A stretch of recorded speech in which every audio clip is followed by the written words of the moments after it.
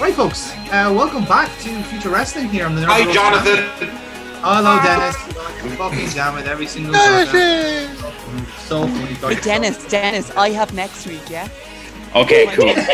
At least decide. Yeah, pick and choose, lads, alright? At least I'll know where I'm getting disrupted from. So, either way, we are a couple of weeks away from our first pay-per-view of the season, which is all very exciting. And also very exciting is that we have our tournament finals, which we'll get to in due course, lads. So let's introduce the crew, shall we? So on the top left, as I'm ignoring the two GIFs in the center of the screen, Kira, you're playing Violet Storm tonight. So you'll be watching. Then I realised he said Either's accurate. Yeah. we're dressed in black. Sorry, Kira, you were saying.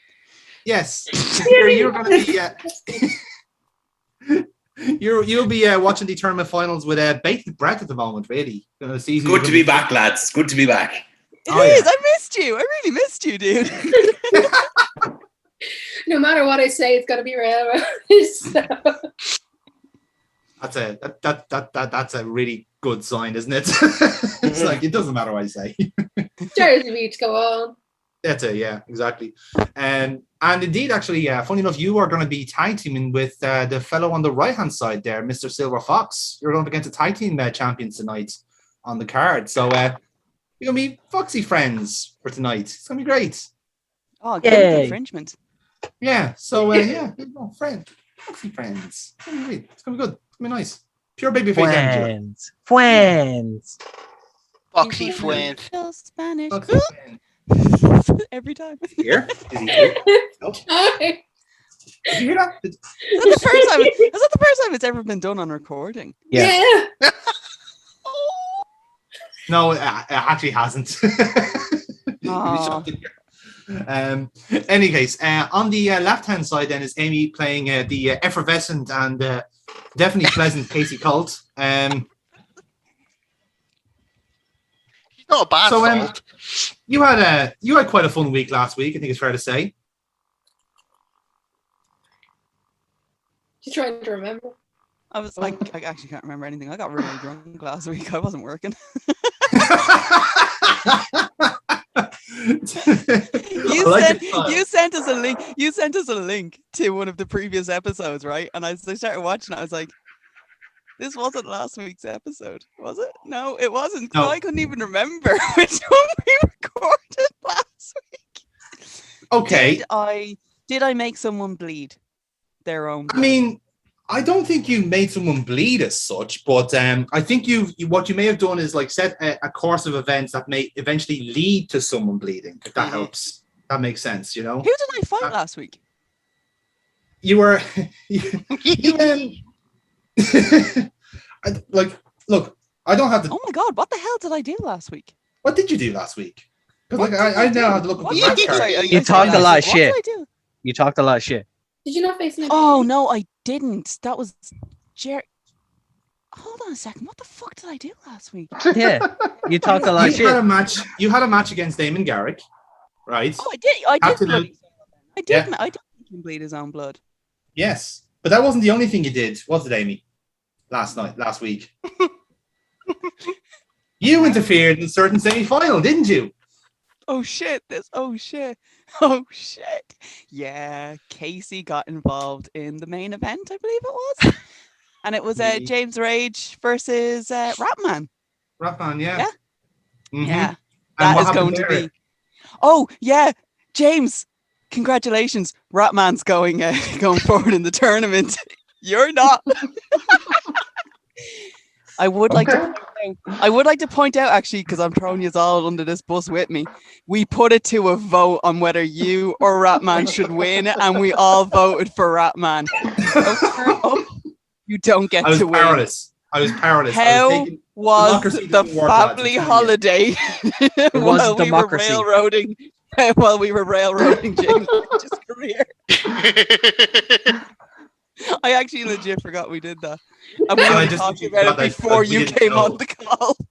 And I also just realized that this is the first time Jamie's heard this.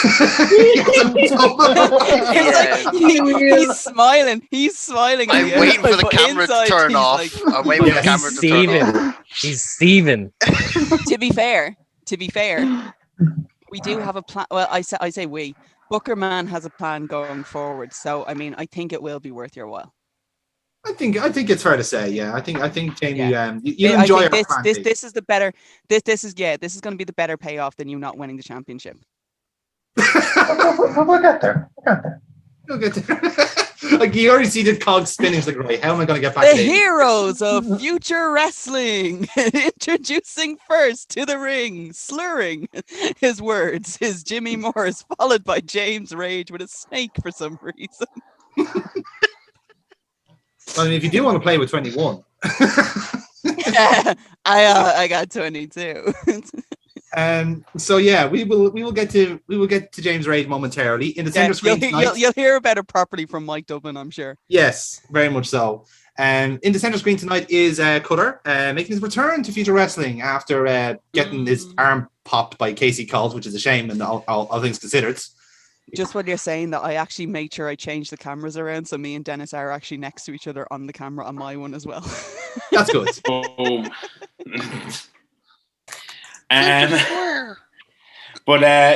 So my arm got fucked up, but I am back tonight. I'm just going to be hanging around, seeing if I can be of any use.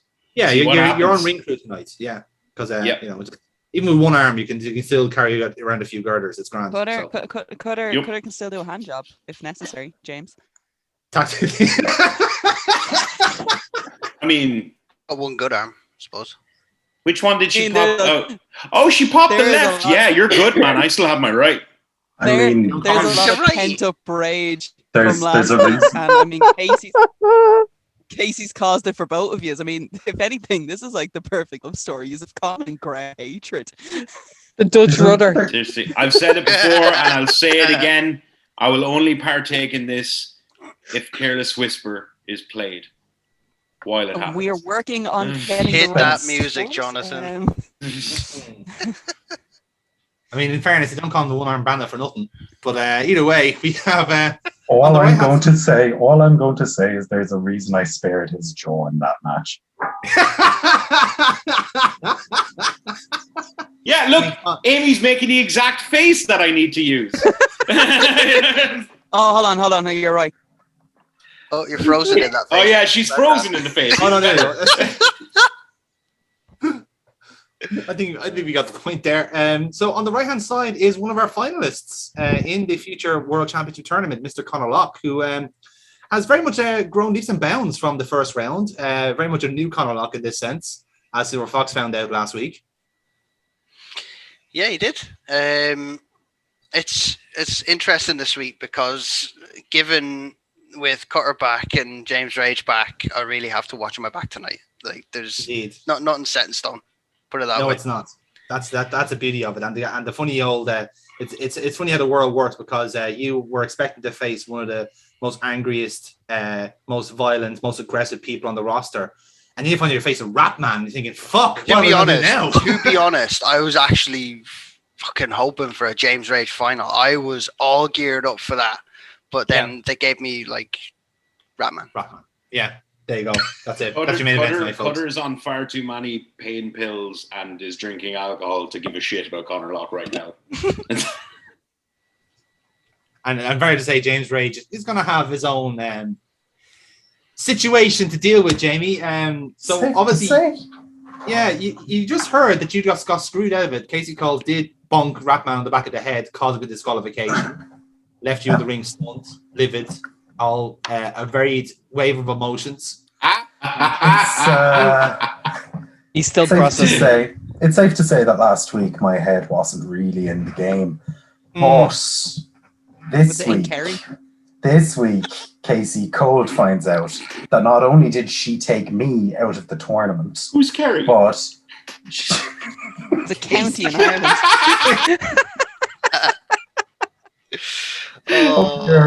Article to be posted in the Sun tomorrow.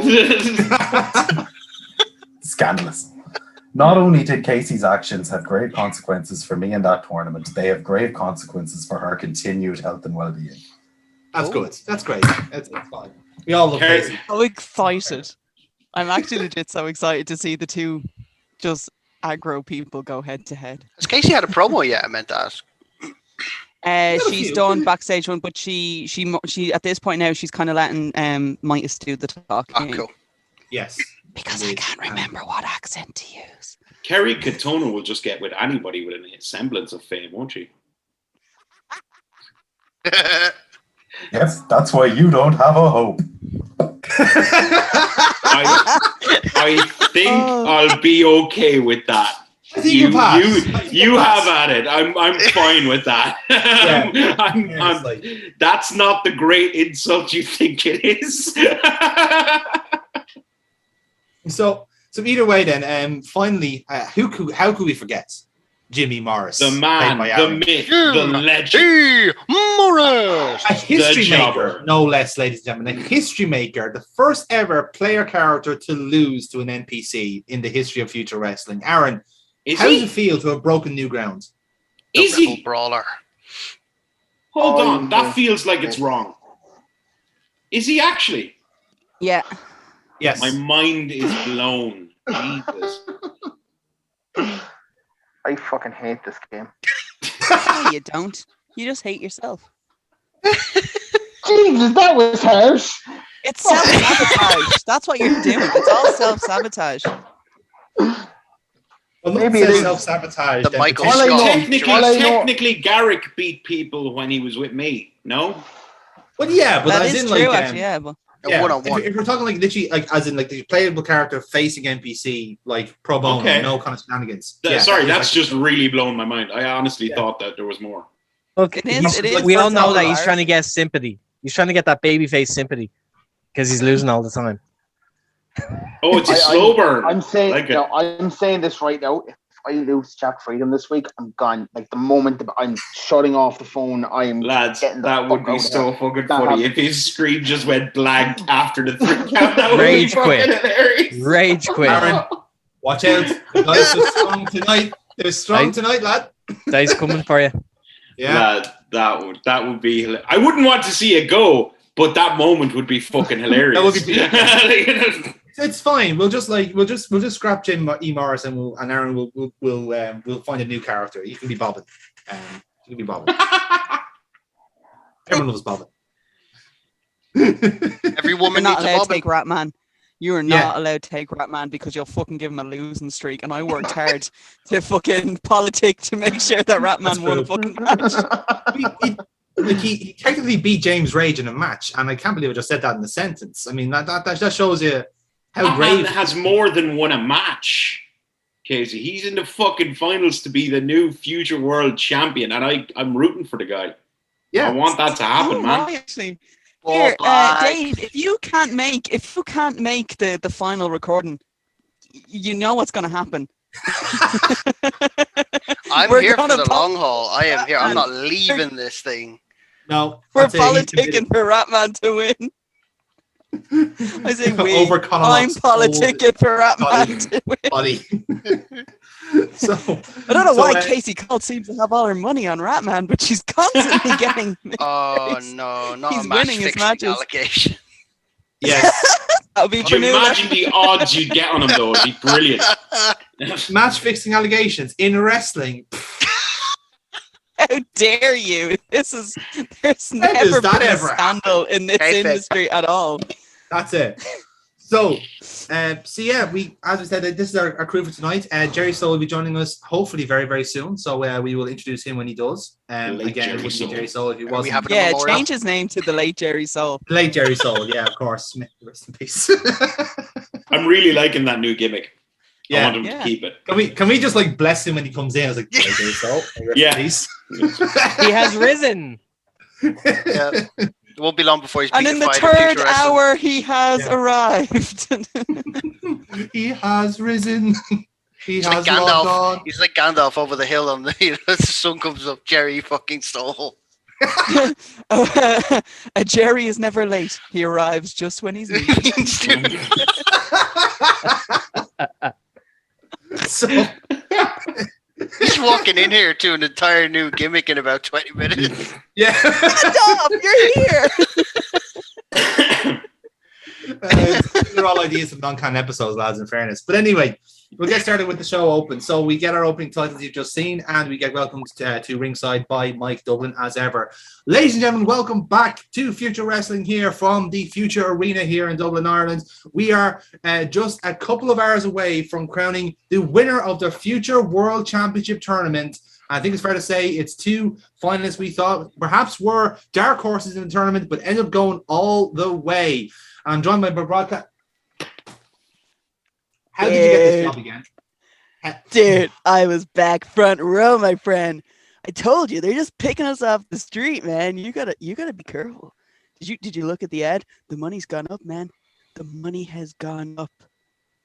That's great. That's great. I'm professional. I'm happy with my terms as it is. You should totally apply for it. You should totally apply for it, man. And nevertheless, Ratman, dude, Ratman.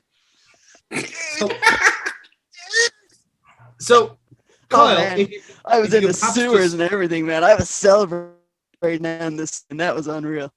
That was evident, Kyle. But either way, I suppose we saw what allegiances you had last time you were here, Kyle. And may I say you made Connor Lock and Ratman, yeah. But your two favorites are facing off in the final tonight, Connor Lock and Ratman. I would value to hear what your opinion is on that final.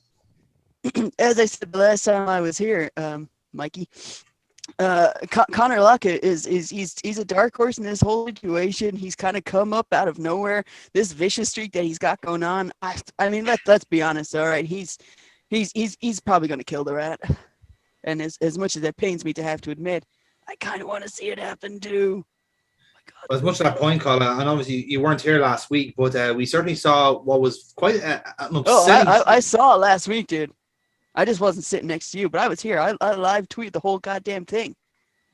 Yes, I'm sure you did, and I'm sure you got plenty of clicks for it. But nevertheless, you must have been very taken 3,000 and counting. That's I'm good doing for you. really well.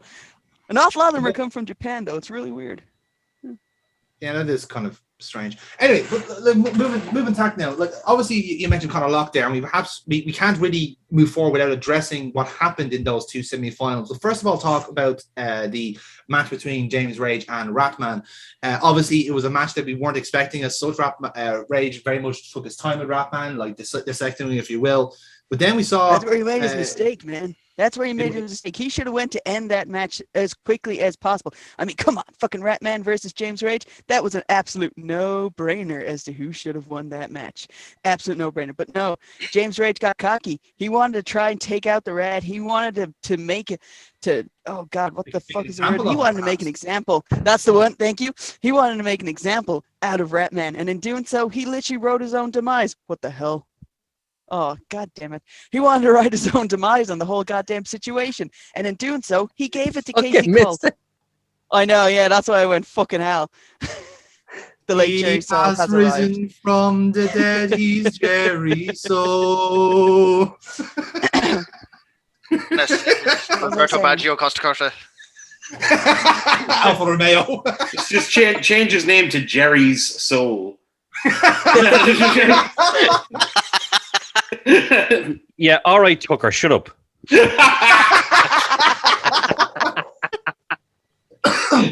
But either way, obviously Casey Colt then interfered, perhaps by her own volition or under orders from Rob Midas, and cost James Rage his most recent shot at Championship Glory. And obviously, Kyle, you may have heard James Rage is here tonight, and I believe this may not have been a good time for you to join the call. He just found out you may want to leave. Yeah, Jamie just found out like 5 minutes ago. Yeah, so I mean, but here's the thing is, I mean, as bitchy as this chick is, I mean, she has to have a plan going into this. I mean, like, she's not alone, all right? She's got Rob Midas in the back of her, backing her on this thing. Corner, yes. Yeah, I mean, there's got to be a plan. I mean, no one takes on James Rage the way she has on this one. I mean, honestly, I don't know what they have planned, but it's got to be something fucking big. Well, that may be the case, but it doesn't involve the future World Championship as things stand, because in that other semi-final we saw Silver Fox perhaps trying to get that resurgency back in his game, going up against another resurgent in Connor Locke, and it was a fascinating battle. But something very curious happened at the end of that match, Kyle, and it was the supposed extra edge that Connor Locke has found over the last couple of weeks. A very violent side, a very aggressive side, and something that we're not expecting to see in that sense. This is very hard to put a violent point. aggression. No, man, you have to look at this for what it truly is. This is evolving at this point. All right, let's pretend like Connor's a goddamn Pokemon or something like this. When he comes in, he was all cute and he was funny, and everyone loved to kind of use him as the punching bag. He is now starting to evolve into the fucking badass wrestler that he was always meant to be. All right, I mean that fucking blog that I did on Connor Locke, I mean, we're hitting up into we're nearly at 20,000 hits on this blog, okay? People are looking at Connor. They want to see what his next move is going to be. The thing I'm kind of worried about in all this is that he might let outside interference get in the way of what truly means to get to the title. He's too busy trying to take down everyone else who's around him, whereas, I mean, as I said in my article on iknowwhatthescore.com, it is probably one of those things where if he lets Nathan Youngblood, if he lets Nathan Youngblood get into his head and kind of, railroad him off the title. Derail him, yes. Yeah, that's the word. Yeah, I mean, it could be his downfall. And in saying that could give Ratman the edge to win the fucking title. Holy shit, Ratman might actually have a chance here. That's the thing, and the key thing is whoever does win this match will face Violet Storm in a couple of weeks' time. Where we've just got some recent news about that, and if I'm not mistaken, we're about to hear from the general manager in just a couple of moments about that. So let's go to ringside now and let's hear what the general manager has to say. Fuck you, Kira. She sent a fucking Jigglypuff. She's like, that's what I imagine Connor Locke is. Hold on. That is glorious. I had to share it. That, Kira. I'm sorry. Piper says that Dave's going to try and write marker all over our faces on Sunday. He's going to he's going to sing and put us all to sleep. One or the other. So we're going to the general manager, right? Yeah, that's it. So yeah, we're going to head backstage now, where we have a word with our general manager. Indeed, we are. So, in fact, it's going to be the ringside. So the music hits of the GM's music, and he walks down. The ring announcer goes, "Ladies and gentlemen, please welcome the general manager of Future Wrestling, Kyle Decker." There's not much pomp circumstance about it. Just kind of gets into the ring, grabs the mic off the ring announcer, and just fires away. Well, I think it's fair to say over the last couple of weeks, you've seen some of the best wrestling you'll ever see worldwide with the Future World Championship Tournament. Some incredible talent, some incredible competitors, and perhaps you've seen some people coming of age of sorts if you're looking for the right people there. But there can only be one person that can go on to face Violet Storm for that vacant Future World Championship. I'm happy to announce that in a couple of weeks' time, we're going to be having our first live special of Season 2 as Future Wrestling presents to you Gold Rush. So Violet Storm, in the main event of that match, of that show, will take on the winner of Ratman or Connor Locke.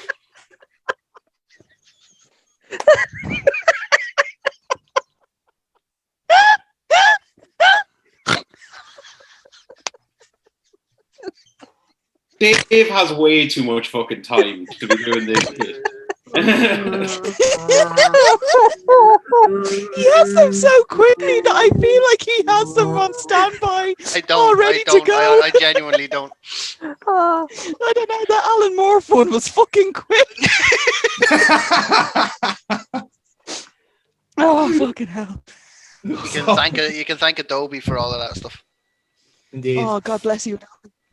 So as I said, sorry. So yeah, we as I was saying then. So where was that? So do I have anything else? I don't have anything else just yet. So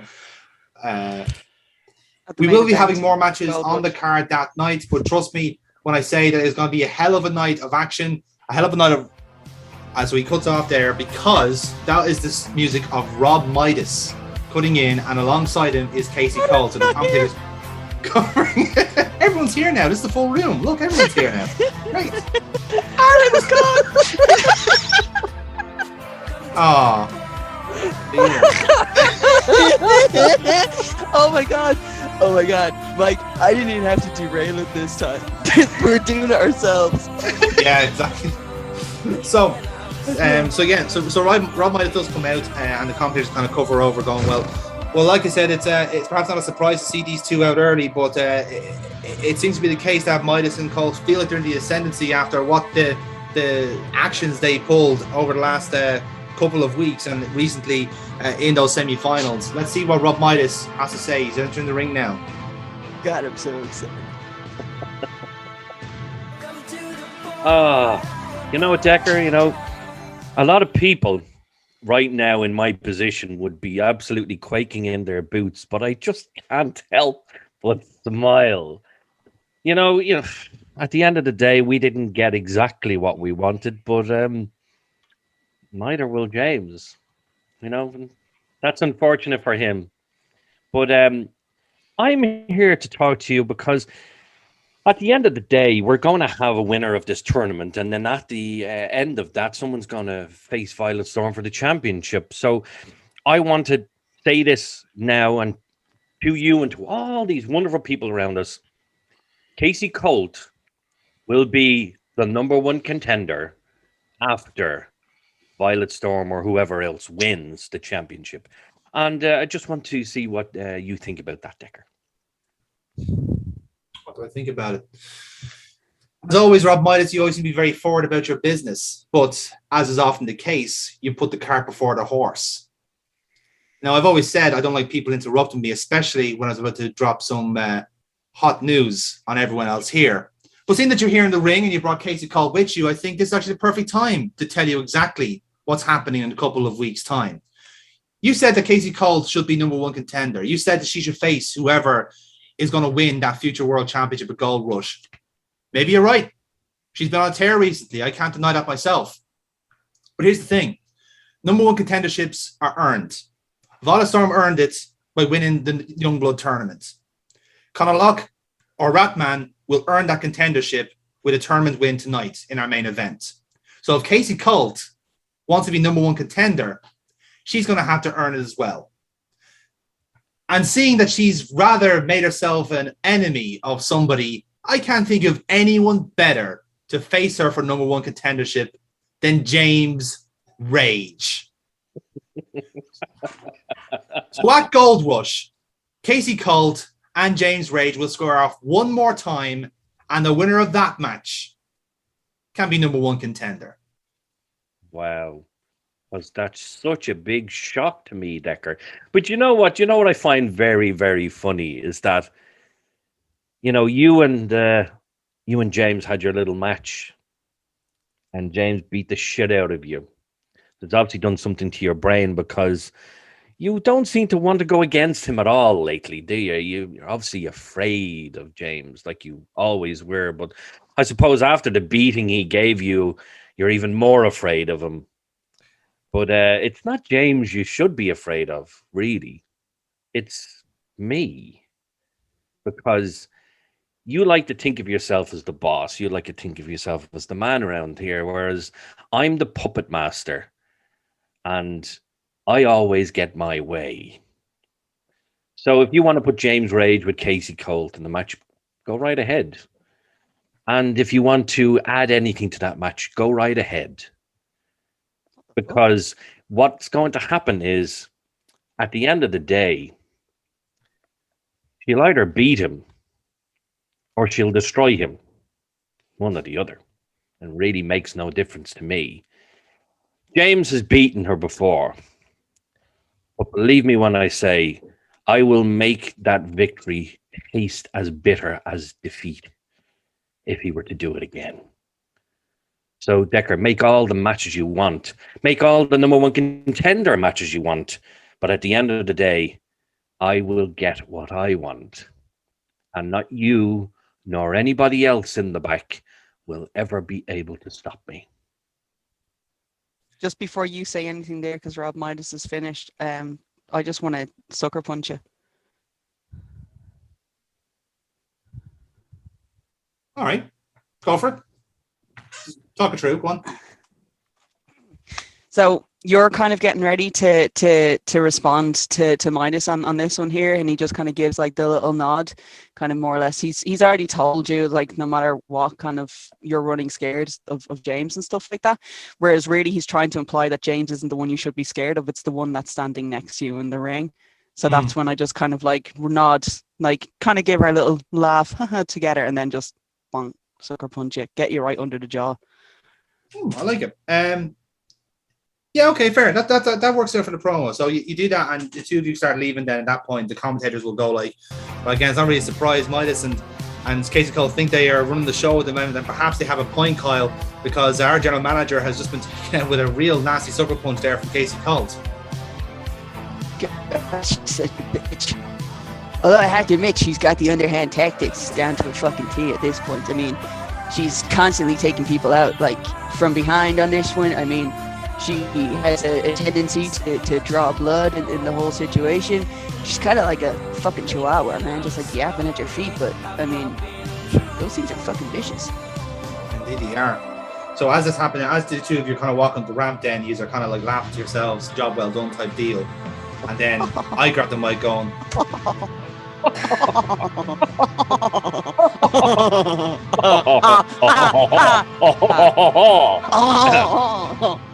sorry. You know, sorry.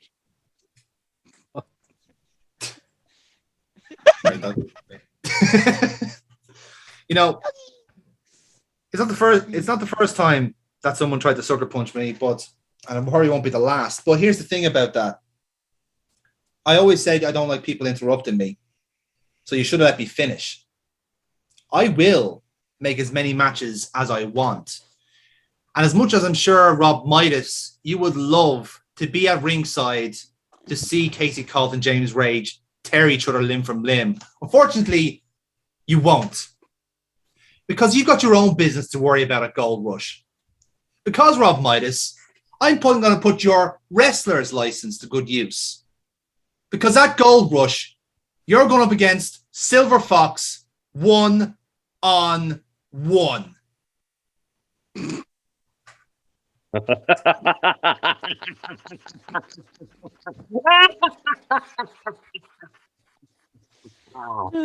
Okay. Oh, Decker. You always do what I want. Bye-bye. And we leave it there. So lovely stuff, lads. Give us look rolls, please. Oh, I hate when I do that laugh because all I do is fucking cry. Oh, Jesus Christ. That's lovely. So that's a plus. That's an 11 for Casey. 10 for Casey. Not my usual roll. 9.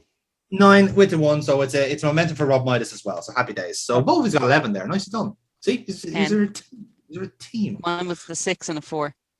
Yeah, so you got it was a +1 for your luck. So yeah. Oh, sorry. Okay. Yeah. I thought I would have been nice. Okay then. So like Foxy got glasses. I think Jonathan needs them. That was my view. No, well you were wrong. Show your glasses, Foxy. Where are your glasses? Where's your glasses? They're being made. Yeah. I'm getting them on Tuesday. They're being made, and a copy of them are being sent to Deco to prove that he was right all along. Oh yeah, we're gonna like make sure we get a picture of Foxy with the glasses on and send it to Deco and being like, man, you were right the whole time. He was blind. Yeah, that's it. So when we come back, then we will. When we come back, then obviously the commentators are talking about the what happened in the opening segment there, and then as we do, then we are getting entrances for our first contest of the evening. Ladies and gentlemen, this opening contest is scheduled for one fall. One fall. Introducing to the ring first, weighing in at 185 pounds from Manchester, England, representing the Young Bloods, Michaela Joy. Joyce. Well, Kyle, it's been a while since we've seen Michaela Joyce here. She's had quite a few unfortunate matches recently. Obviously, she was eliminated from the Future World Championship tournament by her teammate Conor Locke, former teammate, I should say. So obviously, she's taking some time to recover from that. But that's not the rumor I read. Oh, dude. Did you not see what she was apparently recovering from? Do you remember that chick, Nula? She was on the ball. She was not. Either way, Michaela Joyce... we have the photos and everything of Michaela leaving the facility. Yeah, Let me see. Do you know anything about your wrestlers, dude? Look. That girl's blonde. Michaela Joyce is brown hair. She's walking down to the ring. How could you not tell from the different hair color? Dude, The wig. it's called a gimmick change. It's the whole point, man. Once you get a clean bill of health, then you decide to go for an entire clean look. It's all business, dude. All business. God, people know Come on, so man. much You're about meant to the know wrestling these types of business. things. Anyway, Dude, you didn't even know you were meant to be getting paid. I'm getting paid more than you now. Please stop saying that. I'll actually show you my pay slip as well, man. I'm getting. No, cash you in will hand. not. No, you will not. Either Why are way. you afraid? You're And her opponent, weighing in at 183 pounds from New Orleans, USA, Davina Laveau. Oh God, this match gives me the creeps. Again, another person who exited the. It was actually quite a good showing for Davina Laveau in the Future World Tournament, but ultimately came up short against Ratman, who ended up going to the final. So perhaps Davina might not feel too bad about that. But again, a strong showing from Davina, someone who's looking to kickstart her career here in Future Wrestling. And again, a win against Michaela Joyce could very well do that, Kyle. I don't know, man. I think now that Michaela Joyce has kind of gotten clean again, like she's got her head straight. I mean, I really think that's going to be her comeback. I mean, everyone loves a good wrestling comeback story. You know, Big Show, Great Khali. I'm trying to think of one that actually was successful. None are coming to mind. But Michaela Joyce could be the one to break that mold. Absolutely, fair point. So again, this is an NPC match, so lads. So I'm going to go around the room and basically see who you guys want to win. So Kira, who would you like to win in this? Michaela Joyce or Davina? Would you like the apparent smack addict, or would you like the voodoo lady to win? She was a crackhead. Go with Michaela. Okay, Michaela. Foxy, how about you? Kayla. Okay, we have two. Got a little good redemption. Yeah, there you go. Amy, how about yourself? Oh, sorry. Yeah, I want Michaela to win. I want her to have the redemption story arc that WWE can only dream of. Nice one. Dennis, how about yourself? Oh, fuck it, to keep it interesting, Davina. Ooh, You fucking right then. turncoat. Dave, how about yourself? Vina. Yes! Got to keep it in line with the character. This show is full of wankers, I swear to God. Jerry, who do you want to win? Fucking Michaela. Hey, There's a good man. It would have been Aaron, who do you want? funnier. It would have been funnier if he said this show is full of wankers and then said Davina. It's too late now, and Jonathan is not Exactly what I was editing it. expecting. Aaron, who do you want to win? Crackhead or Voodoo Lady? Just himself. Yeah, he'll probably steal the fucking win. Oh my god! Oh my god! Can I Oh my God, actually it's vote Jim for Morris! Jimmy Morris? Can I actually He's vote for Michaela Jimmy Joyce. Morris? God, that's fucked up. No wonder he was blonde. Okay, Aaron, who do you want to win? Didn't even do anything. Or do you want Jimmy Morris to do a run-in? Because I will Can we vote for actually the have him run-in. do a run in, please? No, Let we him do a have run-in. Jim Morris in the match later on, so we won't overuse it. Ah, damn Won't it. overuse it. Yeah. Okay, fine. Can we You're cut no this fun, out just Aaron. for time You're constraints? no fun. And have him Was do a it- run-in? was it, Aaron? Can we cut? Go with the crackhead. Go with the crackhead, right? Yeah, okay, so we have, Michaela. and I will go, and again, just for balance, then I'll go for Davina. So it's 5 rolls for Michaela and 3 rolls for Davina. So, Kira, give us your roll. Oh, Jesus. Oh, my dice. So. The last thing I have is a search for Jigglypuff. I wonder why, Connor. Wow, Kira's got one hell of a night planned. Wow. Fucking Oh, wow. jeez, hold on.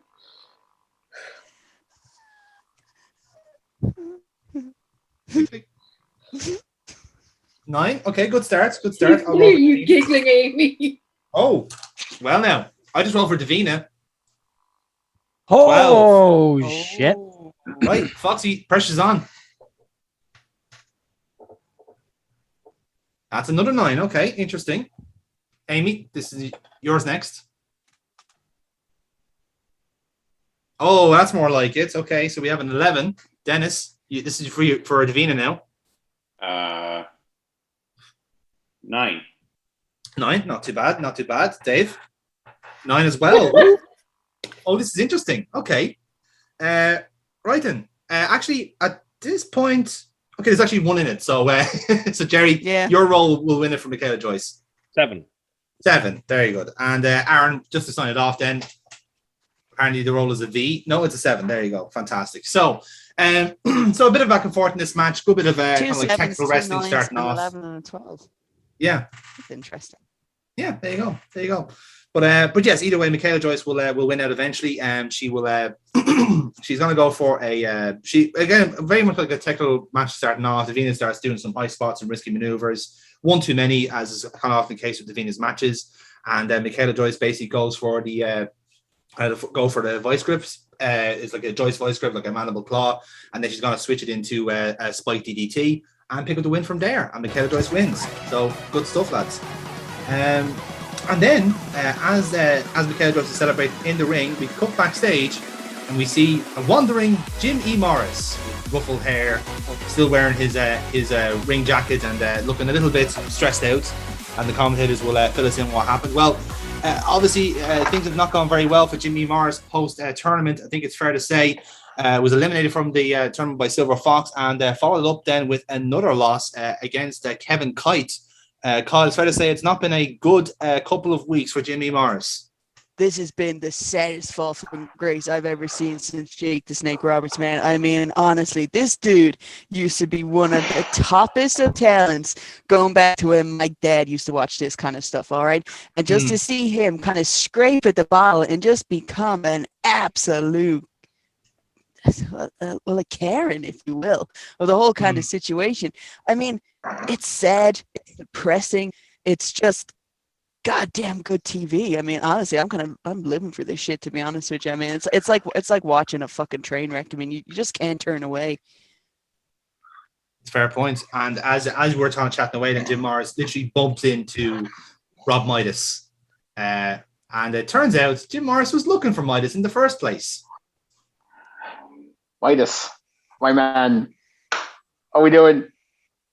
Oh, how we doing? What you want, Steely? I feel like that you need somebody else by your side. And I feel like that man is Mr. Jimmy Morris. Oh, sweet no, hold on. Are you actually saying to me, yes, you want me to manage you? Yes.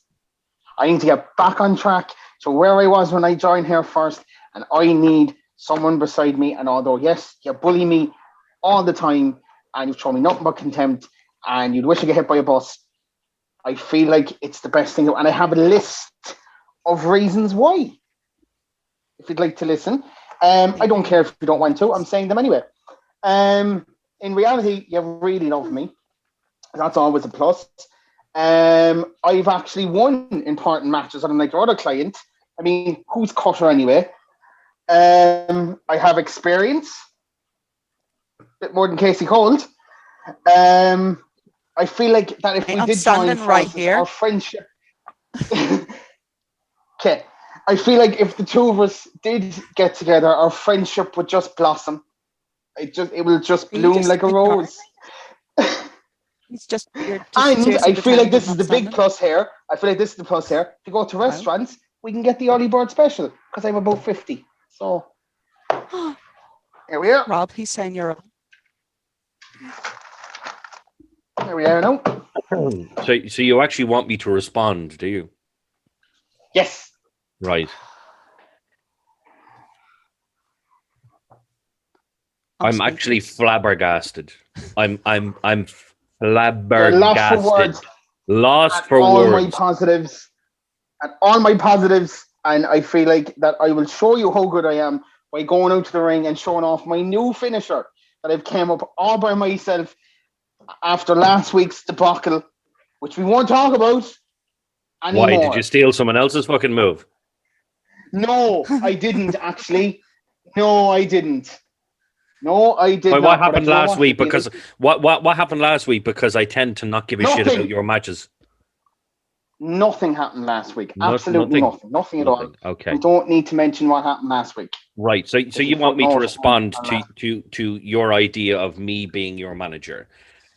Yeah. So let's be perfectly honest.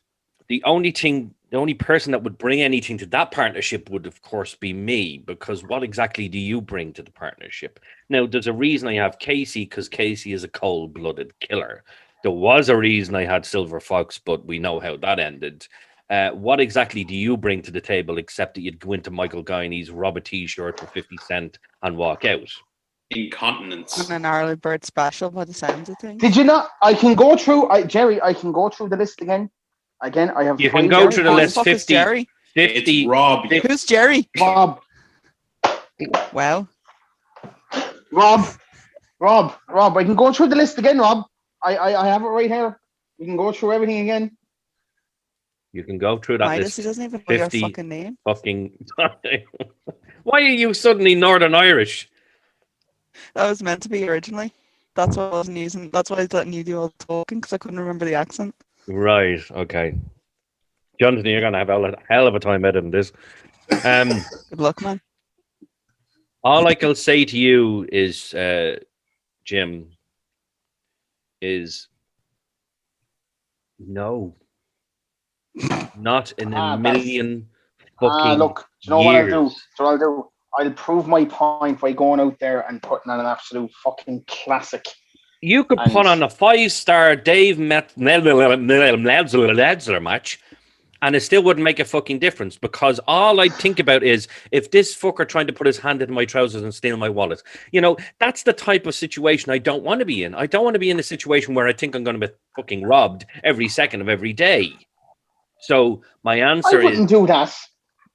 I've got enough money, I think.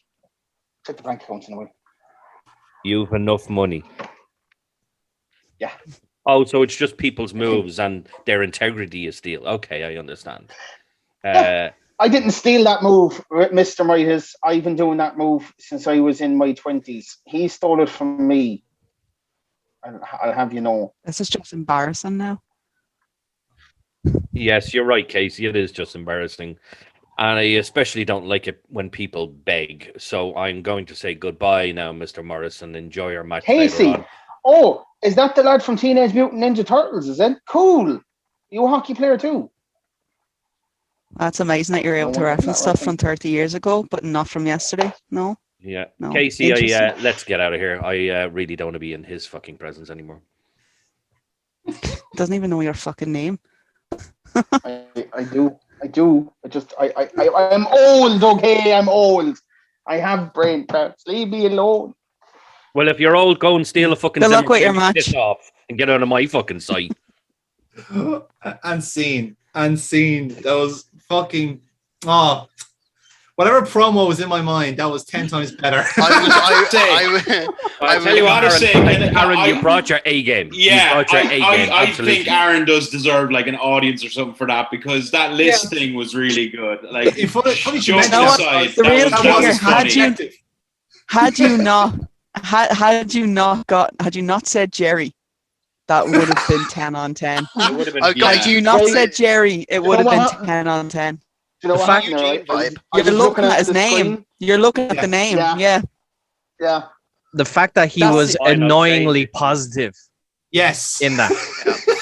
Annoyingly. I also enjoy the fact that even when I did start talking, he ignored me. I was like, oh, I can work with this. He's literally just, no, I'm here just to speak to Rob.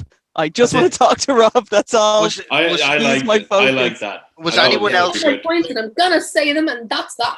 Was anyone else thinking, like when Jerry said, "Do you want to put your hands on my fucking grab my wallet?" Anyone else not like run to go? It's not the wallet he's after. I couldn't say it obviously because you're in the middle of a promo, but I was just so tempted. The thing is, as well, the Casey thing from the Teenage Mutant Ninja Turtles reference wasn't even in my fucking mind until like just as I said it, I went, that makes so much sense to me for some reason. My favorite part about that is as I was referencing it, you went, "Does nobody get the reference?" I'm like, I'm literally responding to your reference. You and you didn't. just blatantly There's a ignored it. delay. Yeah, no, it works. Sometimes there's a delay No, in but the it worked out choice. better for Yeah, it. No, it's it quite works. good. Yeah, it works out. It works so good because it literally just looks like that you're that type of like dude from 20 years ago. It's like I have no care what you have to say. Yeah, that's Like, it. It worked really well. Lovely stuff. So, guys, we'll do our rolls then for that. So, Rob, I'm giving you a +2 on that, and Jim, I'm giving you a +4 because that was beautiful. Ah, That's an audience for Rob Midas. He's so proud of himself. Now All roll from downhill the from parent. there, lads. Jesus. Roll. oh, Jesus Christ! And Seven. momentum. Nicely done. Nicely I done. kept trying to hit. See, I'm doing this on my phone, so I kept trying to hit the camera to change, and it was like, it's not fucking changing. It's just my big face going. I actually am a boomer. So anyway, as from that, then we roll into another backstage segment. Then, so we see Conor Lock in the locker room, kind of taping his wrists up, kind of staring quite blankly at the floor, and then what happens is he stands up and he meets kind of basically face to face with Nathan Youngblood, who no doubt has a lot to say about what happened last week. Nathan, Honor. Well done last week. credit where credit's due. I didn't think you had it in you to compliment me. I've never denied your talent. I just denied your methods. That's all. Well, it took Now- those methods to get to the final. But unfortunately, instead of James Rage, I'm put up against, if someone ordered Batman off a Wish, that's what I'd write at my front door, is who's in the final. Look, don't deny him. Like, he may seem like a joke, but don't deny him. Like, at one point, that was you. People thought you were a joke. You've turned it around. Who's to say he hasn't turned it around? I'm just trying to make it go now. He hasn't met me yet. I'll get him in that ring tonight. I've gone through Silver Fox twice. I know. Kayla left her in the ring. On the ground. Gone. Out. And you know Yeah. what, Nathan? I'll even throw you a bone. If I win this title, I might hand you a title shot. I'll see how I feel on a Monday morning. I'm not wrestling. That's past me at the moment. I'm too old. You're too old. Look at Jimmy Morris. You're too old. He's in denial. Let's face it. You're not too old. Not for me. We have unfinished business, Nathan. Let me tell you something. Once this tournament is finished and once that belt is around my waist, you better get those boots strapped back up, son. You know, it's funny overhearing all of this, and all I hear is arrogance, cockiness, overconfidence, hubris. You know, the funny thing is, Connor, it suits you. Because for so many years, between me and Youngblood trying to teach you about this business, to teach you about having that X factor, that edge, nothing was going through. Nothing. You were just as white meat as it came. It was like watching a fucking chicken fillet wrestling. But here's the thing, Connor. I don't know what it is that switch in your head. I don't know what has changed in that mind of yours. But whatever it is, it's working. You're in the final and you've done it by merit. But here's the difference. And I've said it a lot of times to other people because it's happened to me. That overconfidence, that arrogance is all good and well short term. Long term, it's a law of diminishing returns. Look at that guy right there, Nathan Youngblood. He's been in this business 30 years. He's seen guys like you come and go. Everyone says it about these people, that the next big thing, that the next world champion, that they're going to take the world by storm. They're going to go to the biggest promotions in the United States, in Japan, worldwide. Everyone's going to know about them. 6 months later, they're nothing. They're back doing their real jobs. They're doing degrees. They're not wrestlers. They're just normal people. And that's what you have to be very, very worried about, Conor Locke. Because the second that you start dropping those performances, the moment you start letting that voice in your head that's certainly there, all of a sudden start telling you the wrong things, making the wrong calls, that's when you know the end is nigh. Because that's the difference between being a flash in the pan and being an actual star. You can badmouth any opponent you want, but the reality is, if you don't have any baseline level of respect, if you don't treat them with honor, you'll get absolutely nowhere. And that goes for Nathan Youngblood too, by the way. Don't think I've heard exactly what you've been saying to him over the last couple of weeks. This is the guy who got you here in the first place. And the fact that you have thrown everything that he has given to you back in his face just shows to me that you don't appreciate what you have here. The opportunities that he has given you, that I have given you, were not there just for the taking. Not everyone was given them. You were given because we saw something in you. Maybe we were right. Maybe we're wrong. That's up to you to prove. But don't forget who brought you here in the first place. And if you start showing more disrespect than Nathan Youngblood, we can easily take you out of it.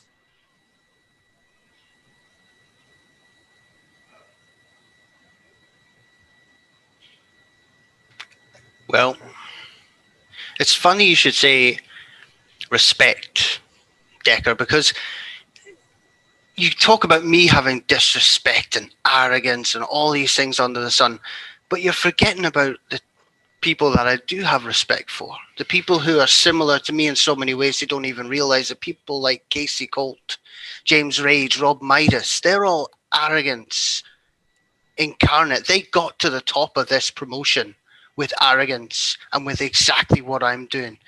So I'm listening to what you're saying, but I'm seeing exactly what you're saying at the top of this promotion.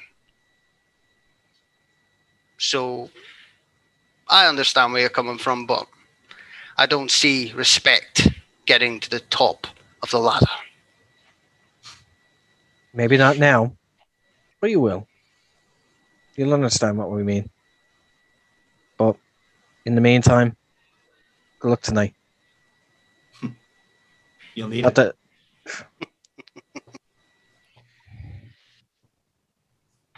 There you go. Lovely stuff, lads. So, Connor, that is a luck roll for you, and I'll give you a +2 on that. So it's a net 1 overall.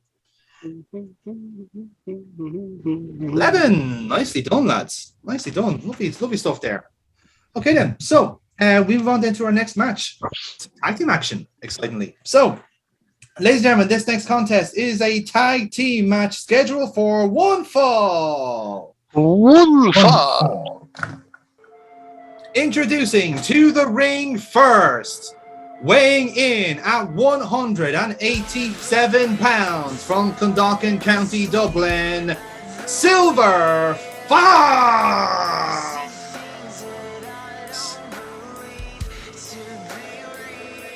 Yeah. All right, take your time. We'll put this out. So yeah, literally step out onto the stage, bit more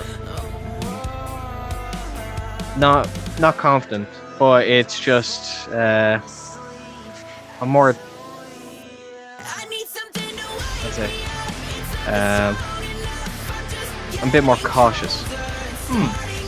So, because I'm still a bit reeling from like last week. I'm kind of like looking down, and then gonna kind of have a little piece.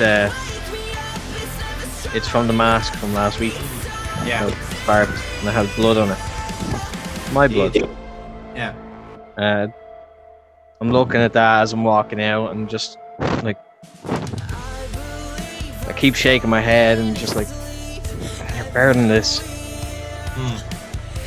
Like echoing like what I had said last season.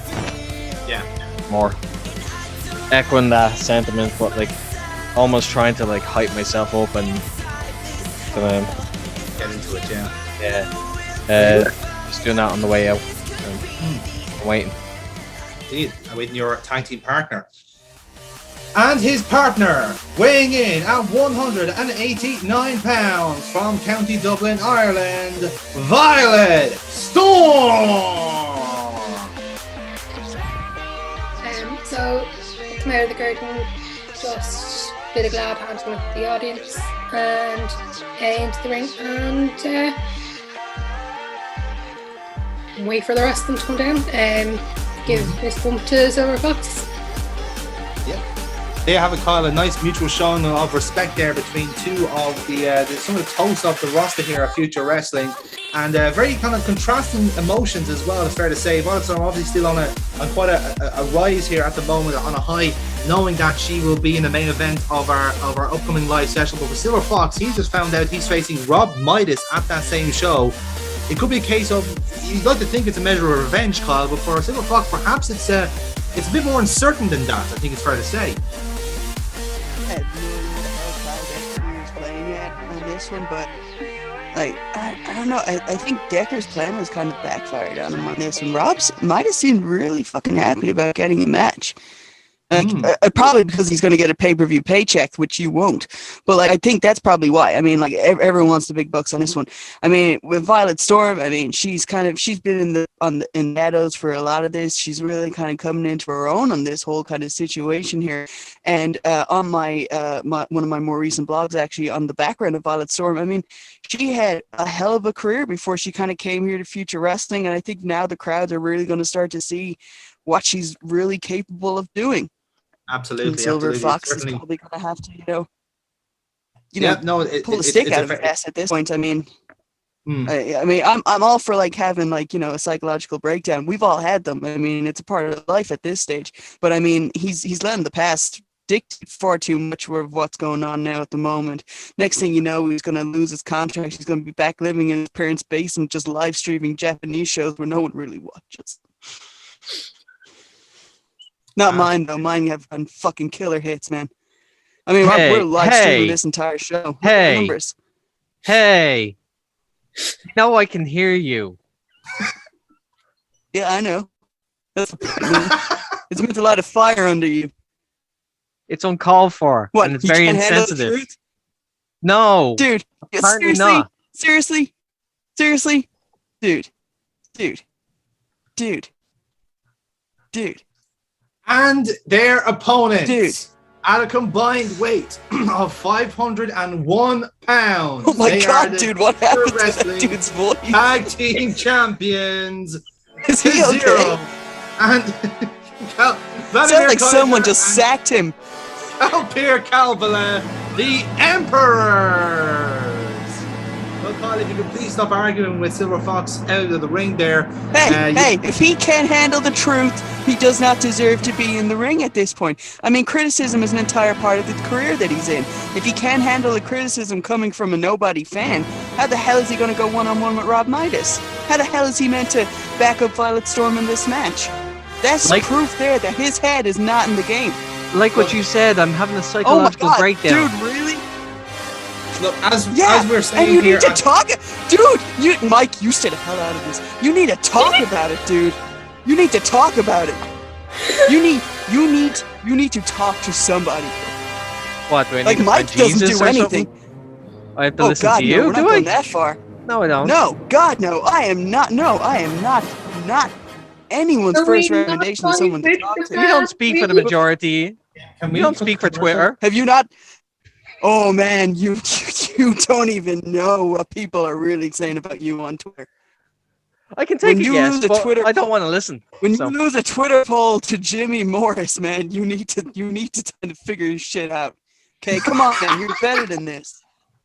So the tag team champions do make their entrance as this like argument is happening at ringside. So they're in the ring and ready to go to the closing as this happens because Love that's the idea. so fucking long that we're just going to skip I that love entrance. the idea. I love the idea of Violet Storm standing in the middle of pushing Silver Fox back as Kyle is just going Kyle with a can of Monster. Dude, you need to figure this shit. You need to figure this shit out. Yeah. Violet will not be able to trust you in the ring if you can't even get your head off of me. It's a fair point, in fairness. So yeah, as we're saying, guys, you are facing Kalpier and Kaiser in this one. So I'll be rolling for both of them. Kira and Foxy. So we're going to be doing the kind of revamping the tag team rules that we did last time. Yeah. So it's going to be a shared role essentially. And I know roll twice for your opponents. And then you're also going to share the momentum as well. So basically between the two of you, we're also going to have at least a tag in at some point so that this match kind of works out well. We're going to have a nice, quick, fast-paced match. It's going to be 10 spots overall. So I will do my two rolls here. And Kira and Foxy, you do the same. Give us your rolls. Okay, it's a 7. And it's a 10. So altogether, the Emperors rolled a 13. So Foxy and Violet, you will start off. So talk to me yourself. Kalpier is going to be starting off for the Emperors. So who do you want to pair up with in that case? I think that Violet will make sure that she is starting because she doesn't trust Fox to have his head in the game after that little fight with Kyle. Yeah. Okay. So I think she was saying, no, I'm starting. Get to the corner. I got this. I got this. She's pushing him to the corner away from Kyle. Yeah. She's pushing her away from the corner, away from Kyle. Stay there. Don't abandon me. Don't keep me in the back. So you're facing up against Kalpier. So you have control of this spot. So what would you like to do? Okay. Literally because of that spot, I'm not trusting his head is in the game, so I'm going to try and finish this as quickly as I can. So I am going to go for a drop kick. So you're going for you're just going to go for a shotgun. Yeah. Okay. It'll be a look roll on that. So straight roll on that, Violet. See if you can pull it off. A 10, nicely done. Good start. So drop will force Kalpier back into the corner, and we go from there. Then so I'll roll again. So guys, give us your rolls on that.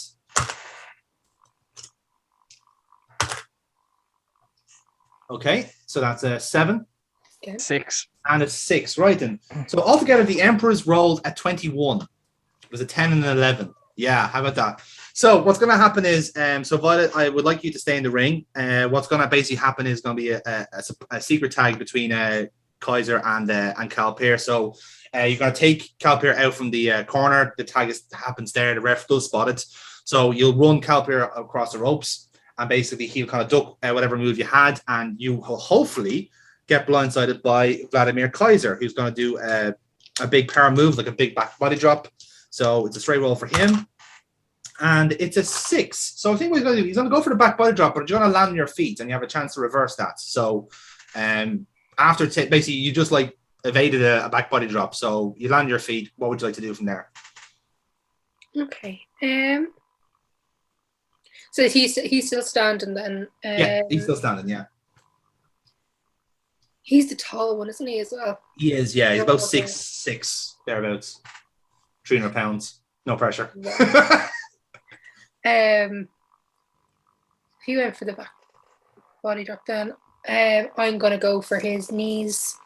I'm going to go for a straight kick to the knees and try and get him into a figure 4. Figure 4. Okay, right. So let's work into it. From Violet Storm.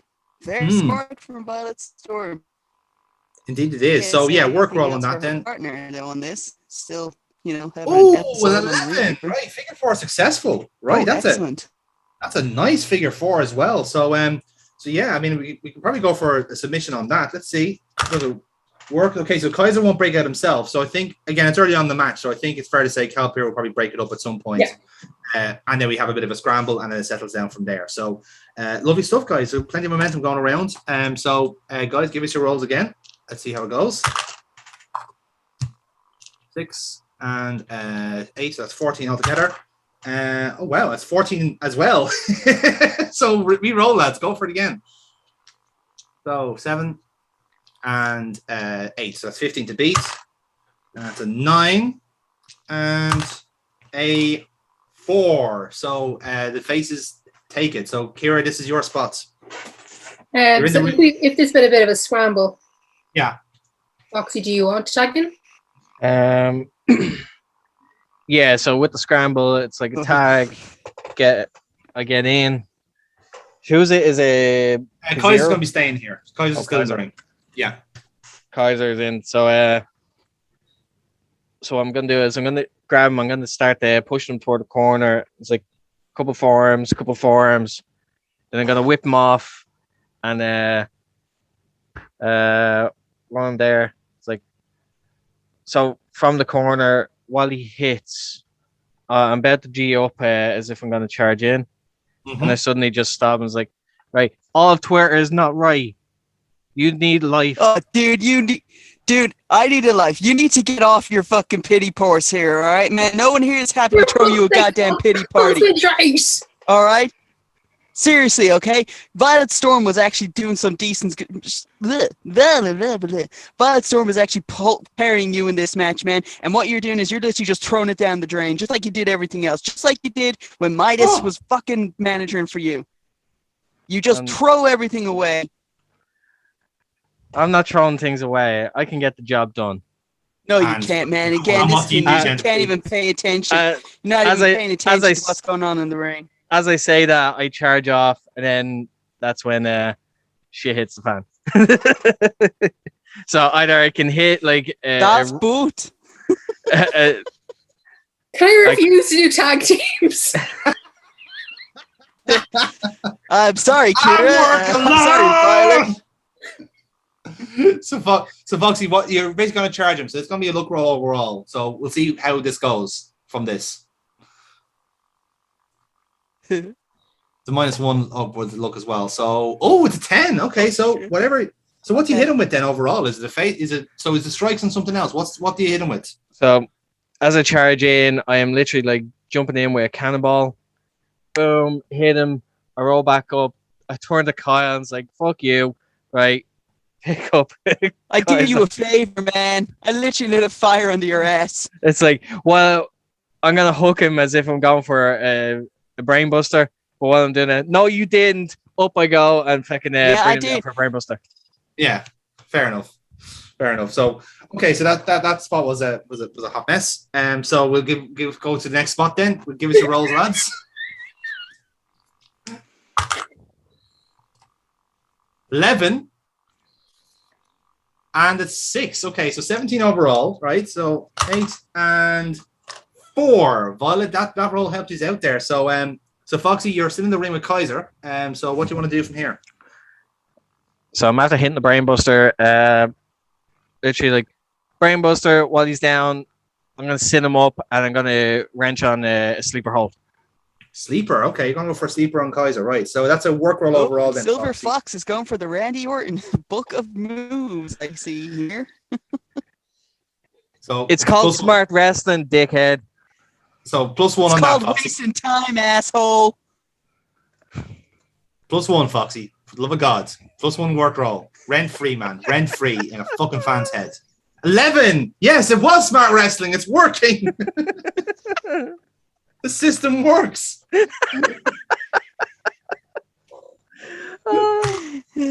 Okay, so Kaiser normally Foxy has shit rolls. This is not working out the way we planned at all. No, whatever it is. So either way, so with the 7, then Kaiser does kind of parry it after a while, then, and will kind of like force a separation either way. So I think the best way to do it would be perhaps to kind of back into his corner, and Calpira gets a tag from there, and then this is where we get our spot then. So Foxy, you're still in the ring. Bit of separation, and Calpira's coming in now. So give us your rolls, lads. Let's see where you go from there. 7, 8, and 4. Okay, interesting. 11 and a 10, so 21 overall. So Calpier is going to come in. So again, we kind of get the separation. So Foxy perhaps either has his back turned or whichever way we want to do it. And basically Calpier Giving the is going finger to to Kyle. something like that, yeah, something like that. So either way, then he has his back turned, and Calpier is going to hit him with a bicycle kick, and hopefully take some major damage to Silver Fox. So it's a luck roll +1, Shouldn't be as funny as it is. and Calpier hits it. It's a 9 overall. So Calpier hits a bicycle kick on Silver Fox, and we're at the halfway mark of the match. So give us a roll Calpier again, hasn't lads. seen a bicycle in a long time. Don't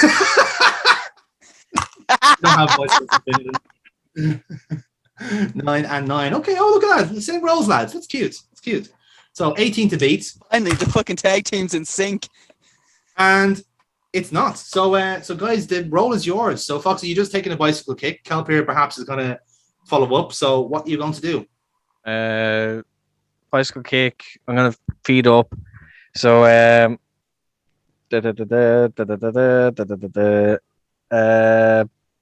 bicycle kick. I'm still feeding up. So I have him charge into me. I'm gonna give him a back elbow, and then I'm gonna spring up for a corkscrew crossbody. Corkscrew crossbody. Interesting. That's a luck roll, Foxy. -1.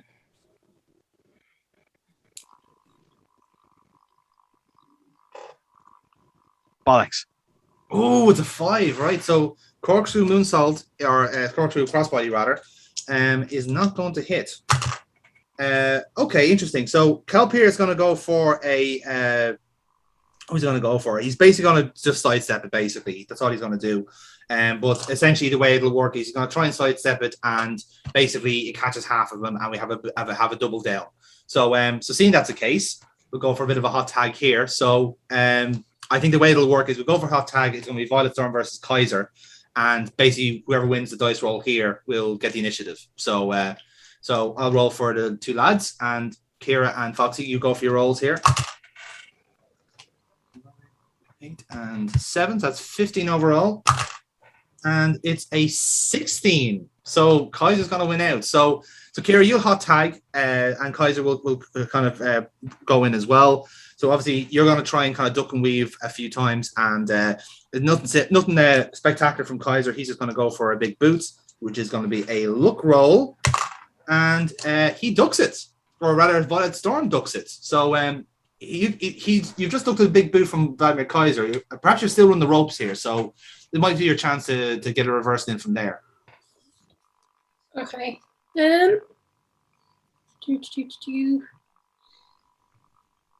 Would I be able to, if I've ducked it, use the rope and go for a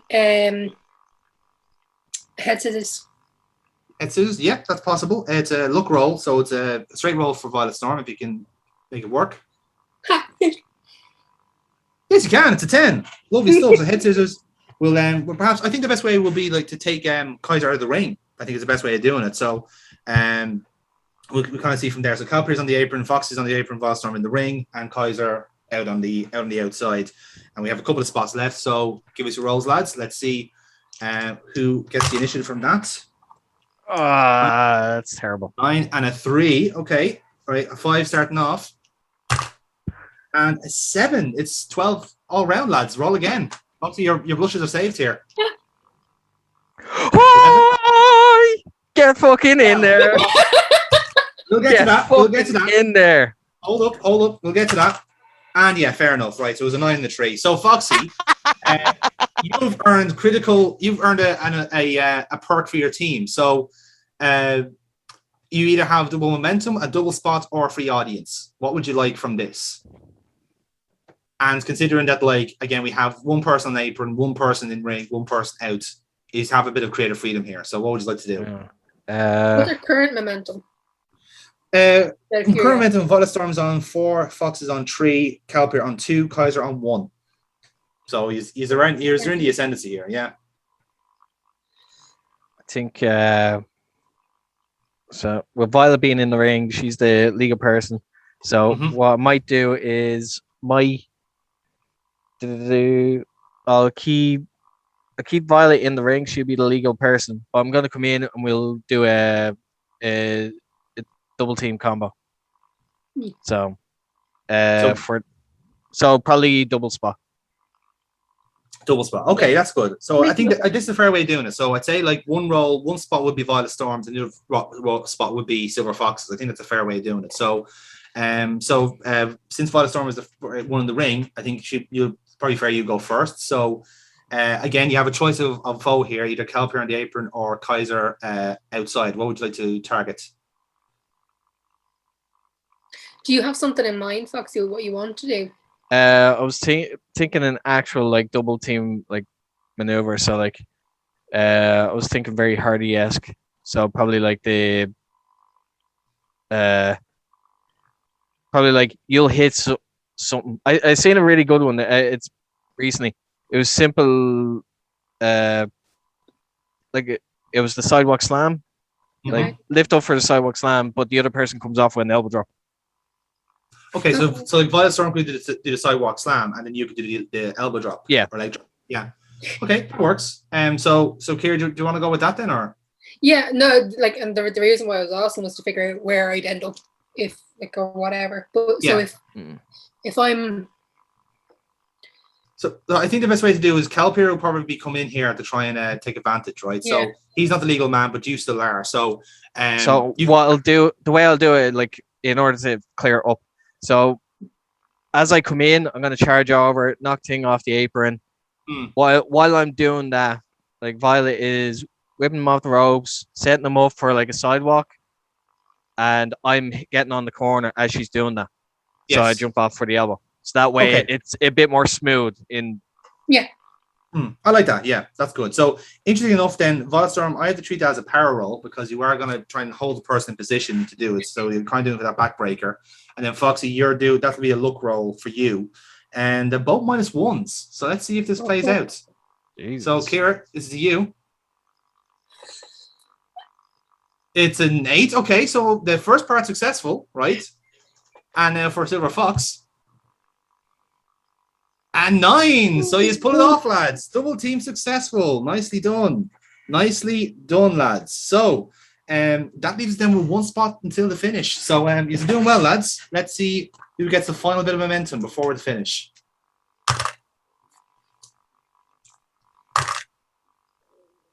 Okay, so that's an 8 and a 10. It'll go to you guys because the Emperor's only rolled a 13. So again, at this point now, Kaiser's kind of coming back in, and Violet Storm is still the legal person. So I suppose it depends on which way you want to go with this. So I've just hit the elbow drop. Violet's still legal, so she can have him. But after I hit the elbow drop, I'm gonna probably like go for a suicide dive to the outside to catch the other guy. Okay, so fair enough. I'm trying to quicken the pace into the finish. So. Yeah, I like that. How about yourself, Kira? What would you like to do here? I just want to go for a double stomp to the chest. Keep him down. Okay, so you're kind of trying to Kaiser off at the pass. I like that. So overall, that would be a luck roll. So I think we might do is, since Violet's a legal person, she basically roll on behalf of both of you, so that both spots will work out. So it's a straight roll for Kira, and if that's the case, then both spots happen, and we roll into the finish. No pressure. No pressure at all. You're rolling for 2 people here. I'm successful. There you have it. So we do it. So Foxy's dive successful and double stomp to Kaiser, and we roll into the finish from there. So again, legal people here are Kaiser and Violet Storm. So what I'd like to do here, at least for the finish for the Emperors, right? I'll be fair. Momentum wise, it's not looking good. it's a 6 points. It's a 7 point swing. But what I would like to do would be Kaiser to get like a cheeky tag in, and Calpir would basically get like the roundhouse on Violet Storm and go for the pin there. Again, this is purely academic. So guys, what finish do you want to go for on your side? I fancy your chances, lads. Not going to lie. So what I'm going to do for the sake of what I'm aiming for, like I'm gonna have Violet be the one that actually will go for the win rather than me. Like, okay, I'm more distracted, so that's why I'm kind of like running around the place. Fair enough. So it'll go to you then, Kira. What would you So you've done the double stomp. You set up for the Gale Force, so I think it's Pretty fairly much. academic there. Yeah. Yeah. Cool. So again, with your powers combined, you have 6 momentum, Kira. You have 4 Foxy. Kelp here is the only person to earn momentum on his side. So poor bastards fighting the Alamo here, unfortunately. So guys, give us your rolls. Let's make it happen. With all your powers combined, I am Captain Planet. Not even a chance. Like mathematically impossible. That's beautiful. That's wonderful. So yes, you get it done. You get your audiences up as well, and Violet Storm gets a pin. 1, 2, 3. Ring the bell, ladies and gentlemen. Your winners, the team of Violet Storm and Silver Fox. So before we, I hit the dive. Yeah. Before the finish, hit that. As I'm raised, get back up. The pin has happened, but I just kind of look a second. It's told you I get the job done, then get back in the ring. I like how I'm living rent free in this man's head. This actually gives me a lot more power than I thought as a normal fan would have. I feel like he did it just try to impress me. Well, that may be the case, Kyle. But either way, you can't deny what's happened in the ring. Silver Fox looking pretty good here. A very good team between himself and Violet Storm here. A successful outcome for the two, and for Violet Storm, a very good warm up ahead of the pay-per-view. It is a success. I think this is probably only one of 2 successful tag teams that Violet might actually be a part of. However, the last tag team partner did just up and leave the company without a word, and Silver Fox, who is having a psychological break, who seems to be over it now, I mean, realistically, he'll probably turn on her too. Well, don't say that too loudly. I think Fox is still quite annoyed at you, but nevertheless, so Kira, I've tried to prove a point, Mike. I'm proving a point here, Mike. Kira, the last word is with you then. You don't know me. How dare you? Maybe I want to get to know you. You fucking keyboard warrior. How dare you, you filthy mark. Dude, the fact of the matter. No, Violet, we're having a moment here. Violet, shh. Okay. No, we're not having a moment. We're done. Dude, you seriously think? I'm so You seriously hungry. think that just having one match, you can we move the show on, please? Dennis, yeah, I'm leaving. Sorry.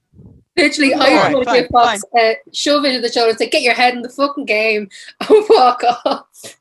Love it. Be like an Irish mammy. It's just get the fuck out of here. Come on, you dope. Pretty much, smack to the back of the head kind Stop of thing. yelling at the paying fan who's technically getting a wage from us again this week. I will say I do like Kyle. He's gone up in my So yeah, we cut the commercial on that, and when we come back, then we get our next entrance. Ladies and gentlemen, this next contest is scheduled for one fall. One fall. Introducing to the ring first, weighing in at 237 pounds, hailing from the greatest country in the world, the United States of America, Jack Frieda. Come on, Jamie, you can do it. Coming out, put your back into it, Jamie. Jamie Morris.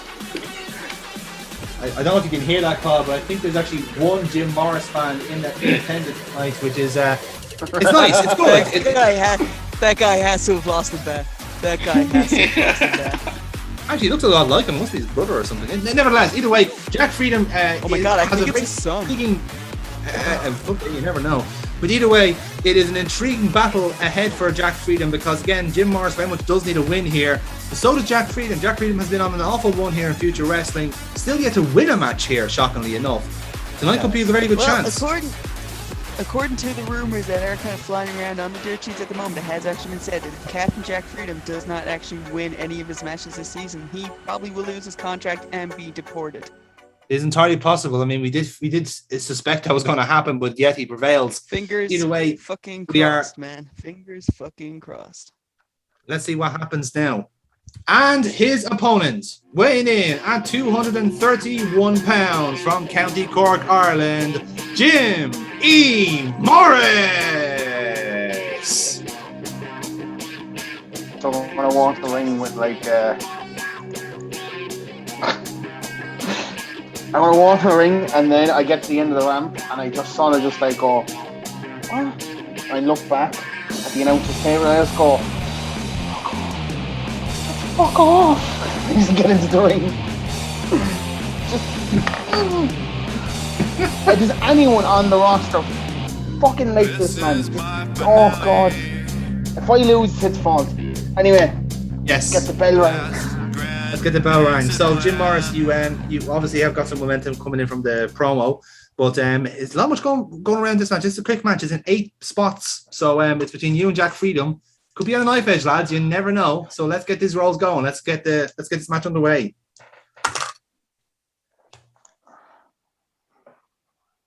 A 7 beats Jack Freedom's 5. So Aaron, you will start the match. I have him. What do I do? I lock up with him and get him into the corner and just hit him with a cheeky elbow in the chin as the referee breaks us up. He runs towards me and I hit him with a drop toe hold and then go for a headlock. Front face lock. Okay. So that does sound like a filthy amount of wrestling there. So that'll be a +1 work roll for you, Jim Morris. Nice. I hate this phone. And 11. So yes, I was literally not wrong when I said a filthy amount of wrestling there, folks. There you go. So first roll successful for Jim Morris. Get some momentum up. Move on to our next roll then. Dice roll. 5. Jack Freedom also rolled a 5. We go again. 5 time. 4.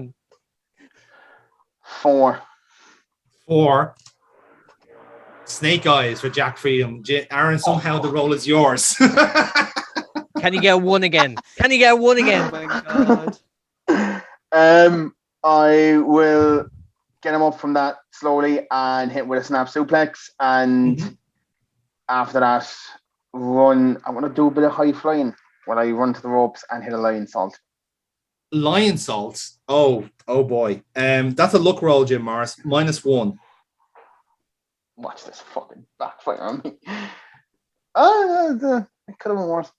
It's a 7 with the -1 makes it a 6. So you're unfortunately going to miss the lion salt. So Jack Freedom's going to roll out from there. You will hit the lion salt. People go, holy shit, but you will miss it. So Jack Freedom has a chance to basically feed up. And what he's going to do is he's going to basically scoop you from there, like basically kind of like invert you that way onto his shoulder, and he's going to go for an All-American Power Slam, which is a +1 roll for Jack Freedom. And it is an 8. So Power Slam successful for Jack Freedom. And move on to our next spot then. So Aaron, give us your roll.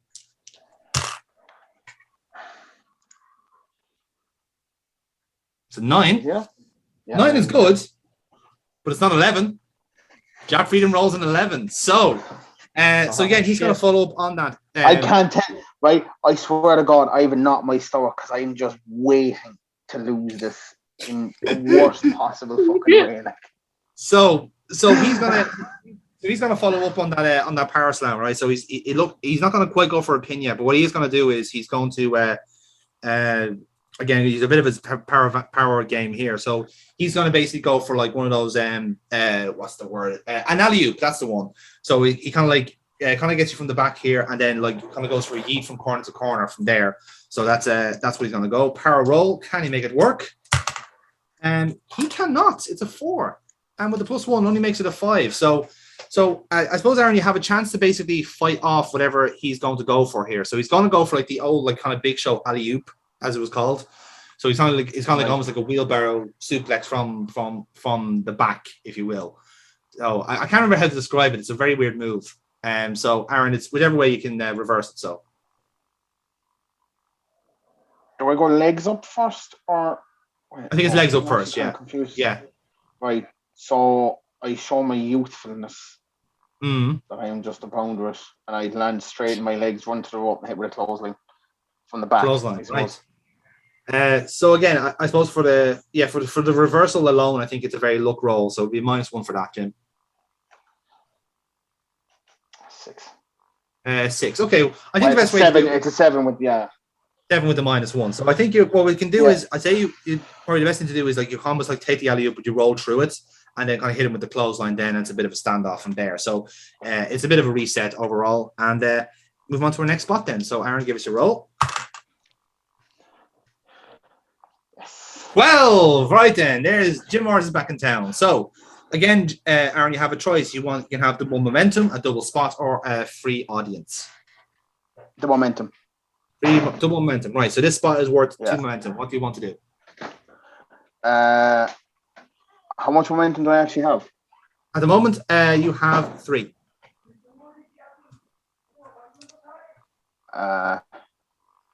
No, I'm not going to use that yet because I'll go backfire me spectacularly. What I'll do is I will kick him in the back of the legs, get him down on his knees, hit off the rope, and I'm going to hit him with a flush knee right in the back of the head and then go for a pin. Ooh, right then. So that's going to be a bit of a real roll, Jim. That is a -1. So let's see, with the double momentum, can you make it work? Oh. Ouch. 3. Right. And so I think again, so the momentum out of play then, unfortunately. So you did go for the knee, you missed, unfortunately. Freedom does duck it, and then he is going to respond then with a spear, which is a luck roll on that. So he's going to go for a bit of a kind of a Goldberg-esque spear, but it's a -1 to him. Let's see if he can pull it off. Can he pull it off? Yes, he can. He hits a spear. So spear successful for Jack Freedom. So that's really unfortunate. That's the double momentum, not the Jack momentum or Freedom, unfortunately. But now we reach the halfway mark of the match. So Aaron, give us your roll. Who gets next spots?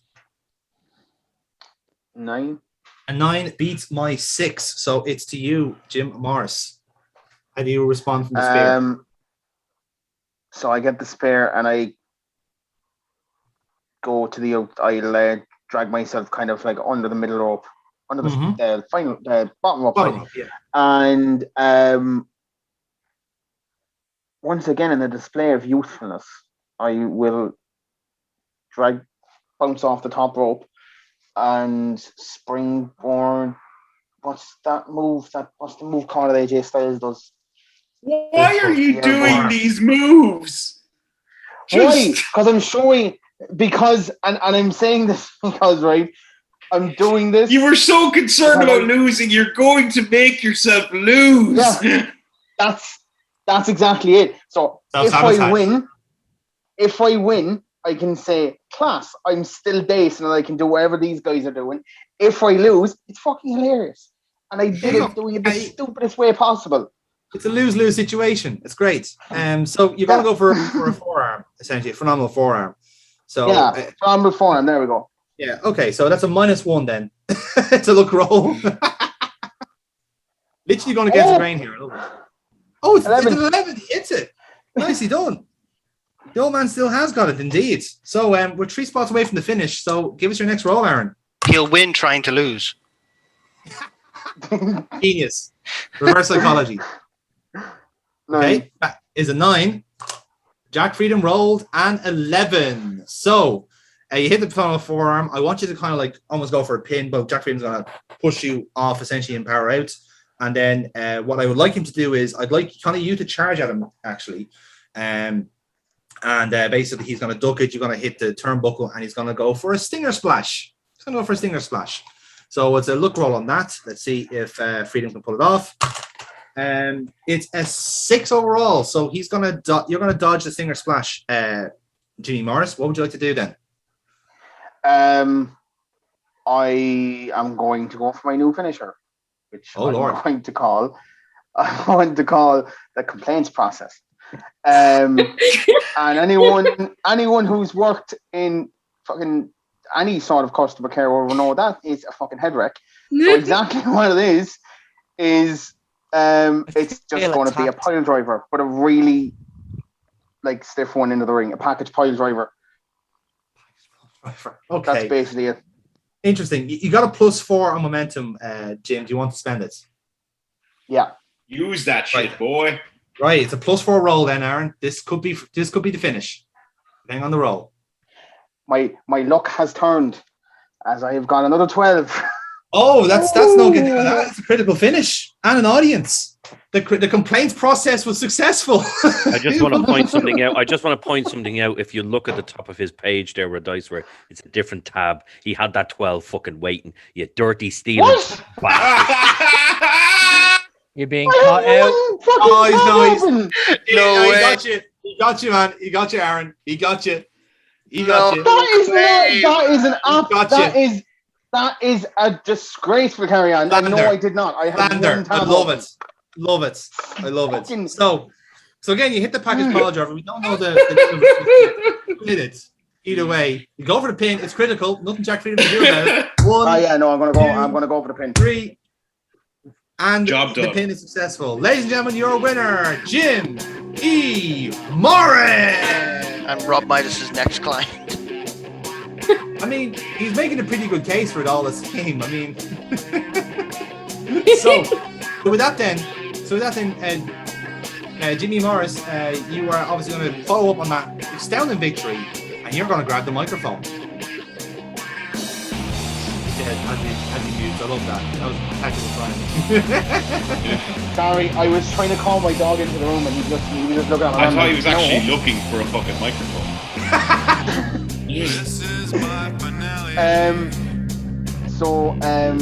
Right. I suppose the audience doesn't know the name of the finisher, so I just want to be like, what you just saw there is the complaints process. That is my new finisher. And if Rob Midas actually listened to me earlier, he'd be looking into the eyes of a winner. Because that's what I am, a winner. Nothing before this matters, only now. Beat Jack Freedom, and now I demand a match at the pay-per-view. Right now. I demand a match.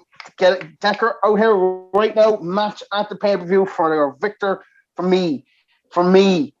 Let's go. Let's go. So Decker's music does indeed hit, and he does walk out onto the ramp and kind of going, you know, an hour and a half ago I was clocked in the jaw, complete sucker punch, and yet somehow that was less painful than watching you talk, Jim Morris. Either way, look, I have way too much on my plate than to start handling whatever this is from you, Jim Morris. Honestly, I have heard nothing but people going back to my office saying that you are annoying them non-stop, talking to them, badgering them, looking for managerial role, looking for tag team partners, all of this. Look, I've had enough, right? I have a short tether as it is, and you are making it so much worse. Like, honestly, I could pay good money at this point to see someone deal with you, Jim Morris. People always pay good money for me. That's the reason the place is full. As it turns out, For me. I do know somebody who could easily deal with you for a very reasonable fee. And then the music of Cutter plays, and out comes Cutter. Dennis, take it from here. Hi, Jim. Go. So I make my way, I just give a little nod. Kyle Decker. He hands me my envelope. And I walk on down to Jim in the ring. Get into the ring. Ideally, what I want here is a little face-off with him. I'm going to stand there with him for a minute.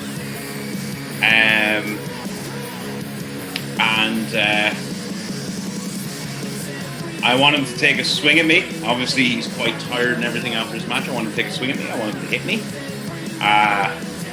But I'll essentially no-sell it and then just knock him down with a big boot and go from there. Very good, very good. So again, we're kind of advancing the storyline here. So it's essentially more or less a free spot here, Cutter. So what would you like to do after the big boot? After the big boot, just pick him up and actually what I want to do, I want to hit a new move from my repertoire. I want to take him off the ropes and big old black hole slam. Oh, lovely stuff. Lovely stuff. And the crowd pop for that. Because bear in mind, like, do you still kind of have like a cast in your arm, or are you doing it one-handed? Which way are you doing it? I do on my left, so he's coming in, Yes. I'm taking him on the right and I'm swinging him around. I like it. That makes sense. So yeah, you do take the black hole slam, and that kind of clears Jim Morris out. And okay, Cutter, have you got anything else? Are you good, or have you got something else in that? No, because I'm presuming he's just going to be fucked now, so he's just going to powder out. Yeah. So I'll leave him there. I want to grab a microphone.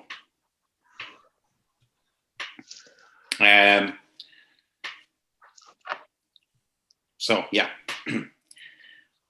what you just saw happen to the poor old Jimmy there is what's going to happen to anybody who deserves it, anybody who is on the receiving end. You see, what I'm doing here is I've realized something in the time I've been away. When Casey Colt royally fucked up my arm, you know, I was onto an idea when all that happened, and that little time away gave me time to think, gave me time to ruminate on kind of what I do best. And what I do best is hurt people. What I do best is solve problems. So, with that said, why not put that into good use? Ladies and gentlemen, I am Cutter. I am your problem solver. If anybody in the back feels like they need backup, feels like they need somebody to even the odds against a slime ball like Rob Midas,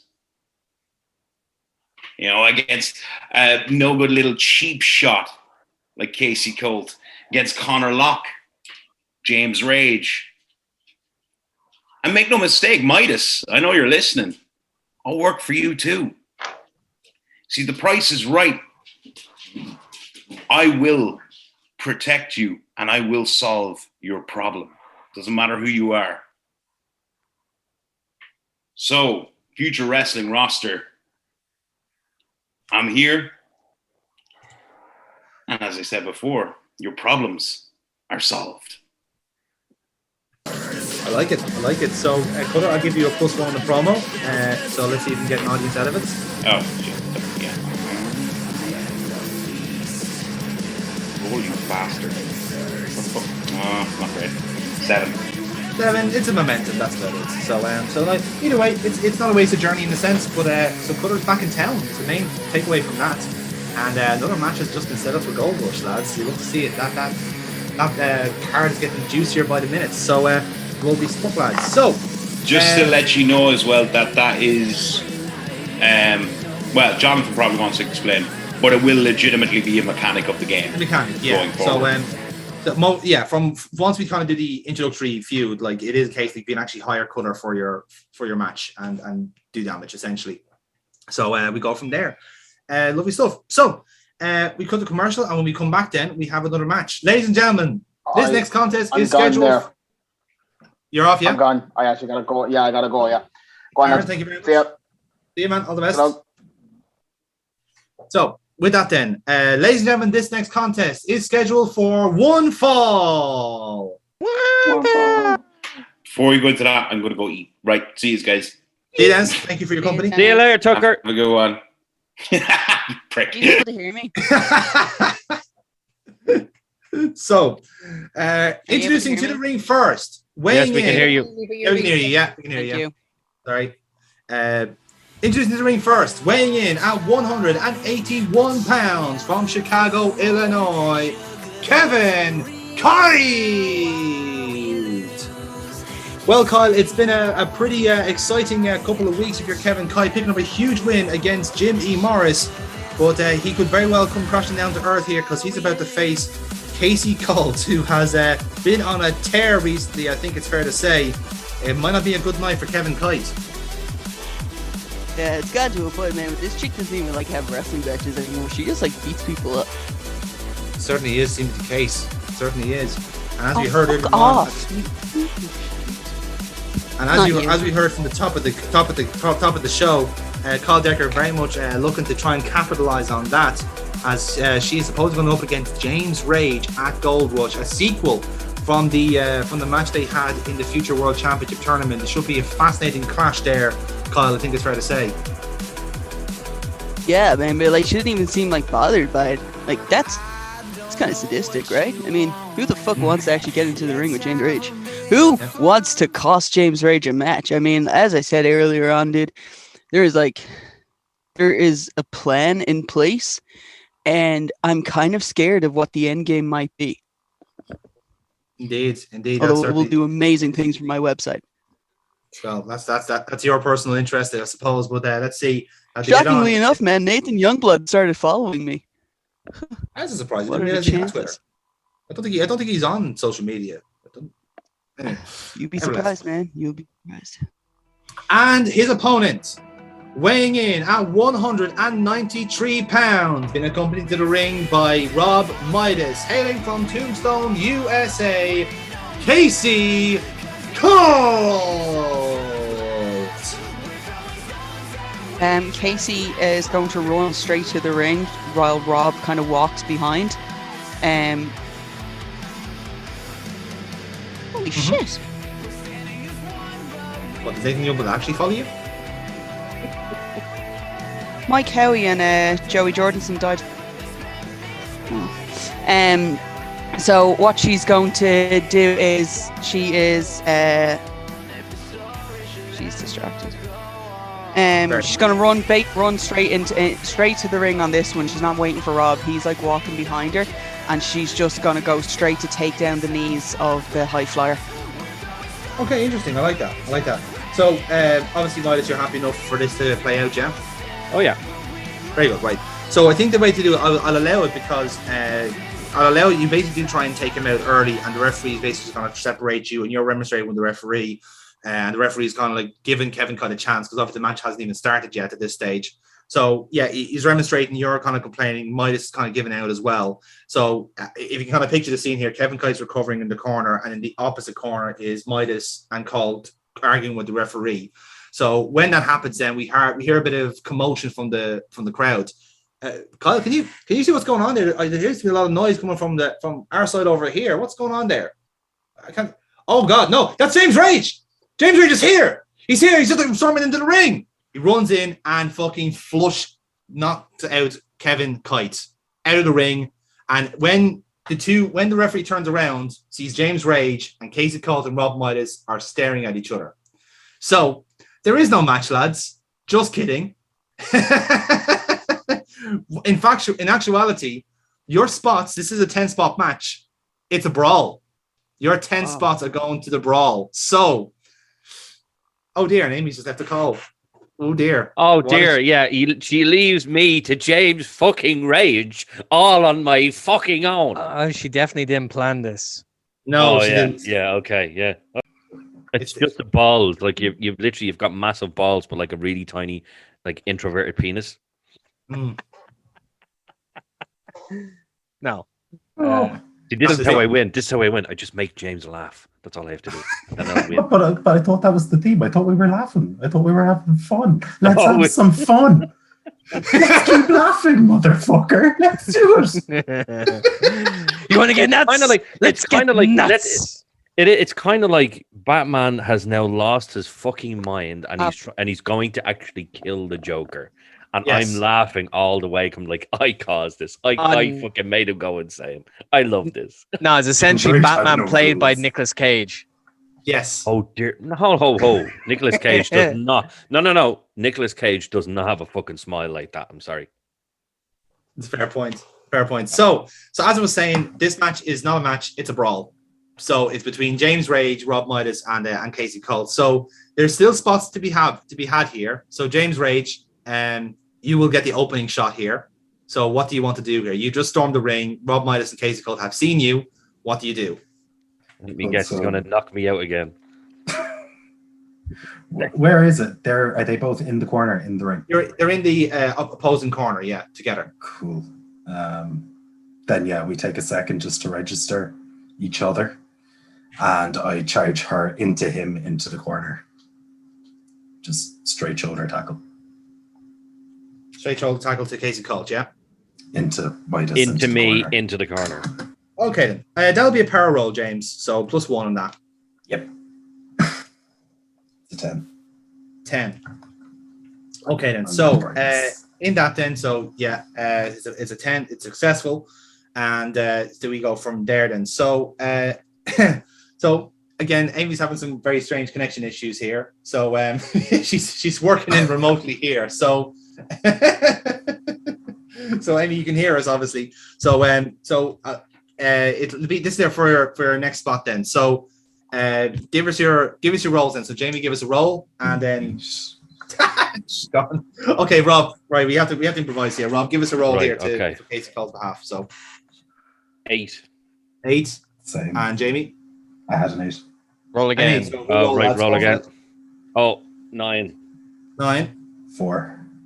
4. Okay. Hey, good Right start. then, so Rob, you're going to get one in for on Casey's behalf. So either like, I think the best way to kind of go for like, what would you like Casey to do here, or would you like to take advantage? Which way would you want to do it? Okay, so he's just shoulder tackle Casey into the corner. I imagine he's going to step back, and maybe go for another charge. Casey's going to step out of the way. I'm literally fucking myself up here. Casey's going to step out of the way, and he's going to charge me into the corner with a shoulder tackle into the corner. So that's effectively taking me out for a couple of minutes. Casey's going to take advantage and club him from behind. Okay, I like that. So I think the best way, that'll be a look roll for Casey. So Jerry, you can roll on her behalf as a +1. 8. 8 with the 9 successful. So you do take the hit for Casey Colt on that, and then she basically takes advantage and hits James Ray from behind. So guys, give us your rolls again on that.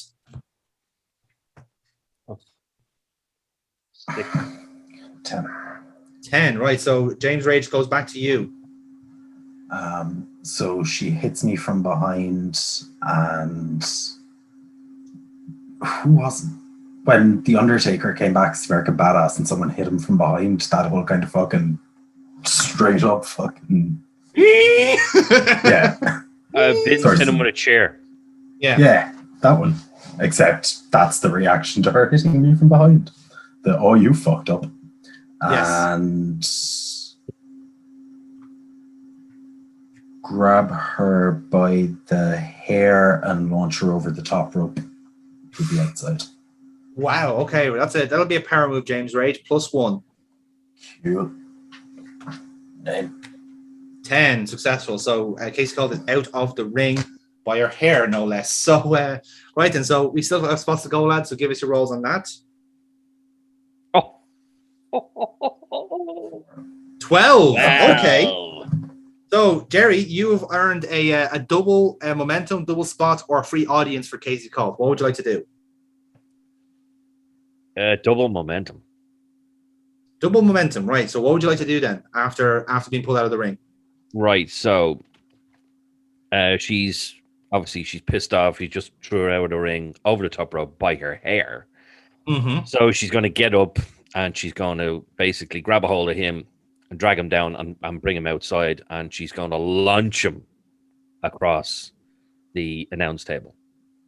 Right then. Okay.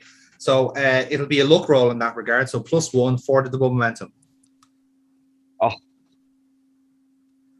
5. 5, it's a 6. Okay, so she can go for so again, double momentum is out of play now, unfortunately, and the initiative goes to James Rage. Hard luck, Jerry. So you're both aiming for the announcer table here. So what are you going to do? Hold up. So Casey Colt is throwing me into the announce table, and you have a chance to reverse, basically. Okay. Yeah, literally, like swap the momentum and send her sailing over. Grant, it'll be the same again. So it'll be luck roll to you, James. Can you do it? -1. Yeah. Okay, so out go Casey Colt through over the announce table. Yes, it'll be your next roll, lads, on that. So let's see how you get on. 6. 8. 8. Okay, so it's to Casey then. Hold on. I'm getting instructions here. I'm sorry. Just 1 second. Yes, that's okay. You're getting get a pep talk here. So yeah, this spot is yours anyway, Jerry. So take it away when you're ready. Okay, so she's just been thrown over the table, yeah? Yeah. Okay. As per my instructions, if I can on a roll using me, make Casey bust Rage. Right. So that'll be so basically she's going to come back with a chair. Okay. And it's going right for his fucking head.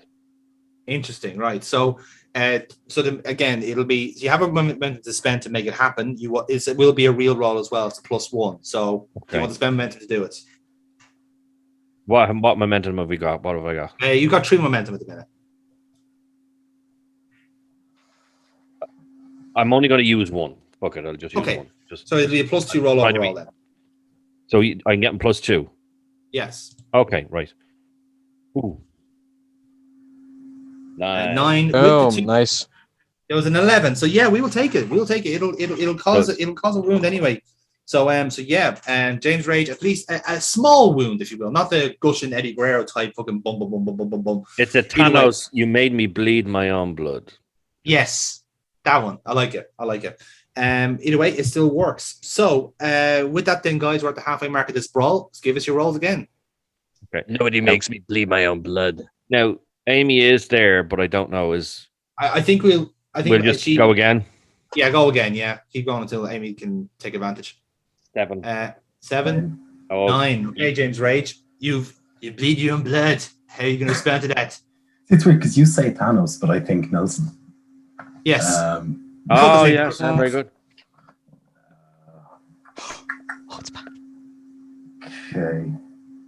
I grab her. No. So she hit me in the face. I'm bleeding. Yeah. Welcome back, Amy.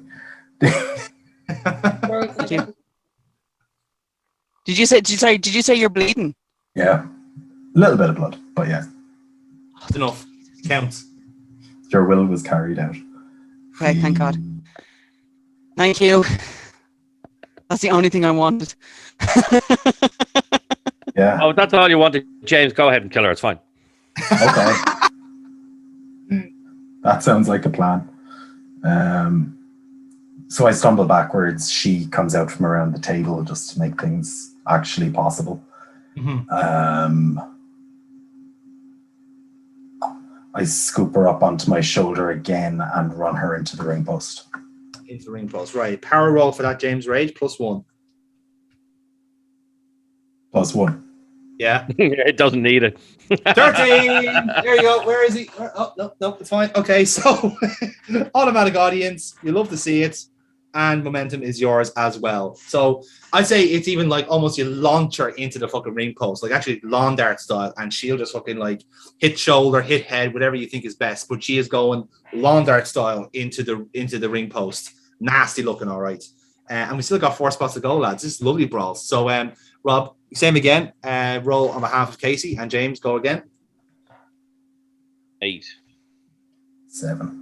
7. So Casey has a chance to recover from this. So how do you recover from being thrown, yeeted, if you will, into the ring post? Okay, how she's going to recover from that is that obviously James is ready to advance on her, and the returning Rob Midas clubs him from behind. Now, it's not going to do anything other than make a distraction so she can recover.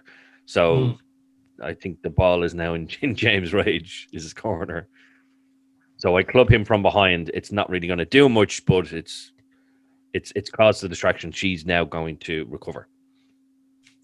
Okay then, right. So it'll be just basically it's a straight roll, Rob, to see how much you can do. So straight roll on behalf of yourself. 8. You will register a hit. So whatever you want to do. So like you basically get James Rage's attention, put it that way. And it's fair to say this next spot is going to be between Rob Midas and James Rage now. So good luck. That's all I can say to you. Good luck. Okay. So right, are we rolling or am I yeah. I have to Next roll. roll Okay. on. Oh, I'm so nervous for this one. Oh, for fuck's sake. 10. 4. Okay. James Rage, it's all yours. Dear Jesus. Okay. Just not the balls. Please, not the balls, James. Please. Anything but the balls. Yeah, is it too soon to fucking demolish him? Gotta leave something for Fox, like. Fox. Hasty faced little bastard. Fuck him. So I'm thinking ham it up because it was a 13 when she hit the post, so she's going Yeah. to need a minute. Is she bleeding from that by any chance? Because that'd be nice. It could very well be. Yeah. But to ham it up as much as Amy possible. says yes, she is busted open from that. Marvelous. So I start walking him backwards. So he's literally doing the backing off thing, probably trips over some ring steps. I'm literally following him around like, okay, you're fucked. And maybe we get the whole way around the ring to bring Casey back into it. Okay.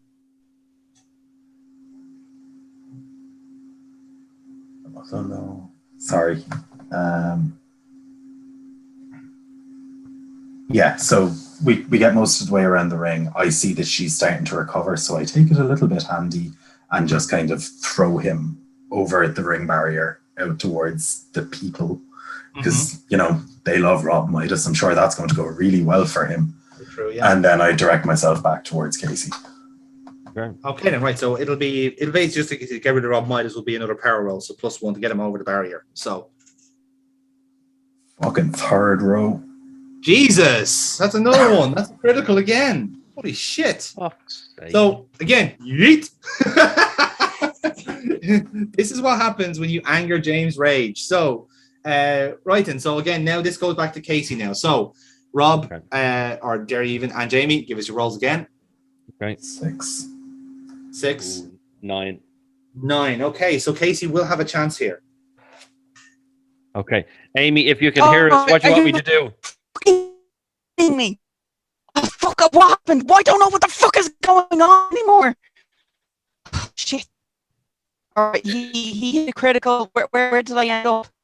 No, right. So he's just thrown Wait, me into people. If anyone can hear me, now's the fucking time. He's thrown me into Where am I? the Where crowd. am I? Whose goal is it? Whose turn is it?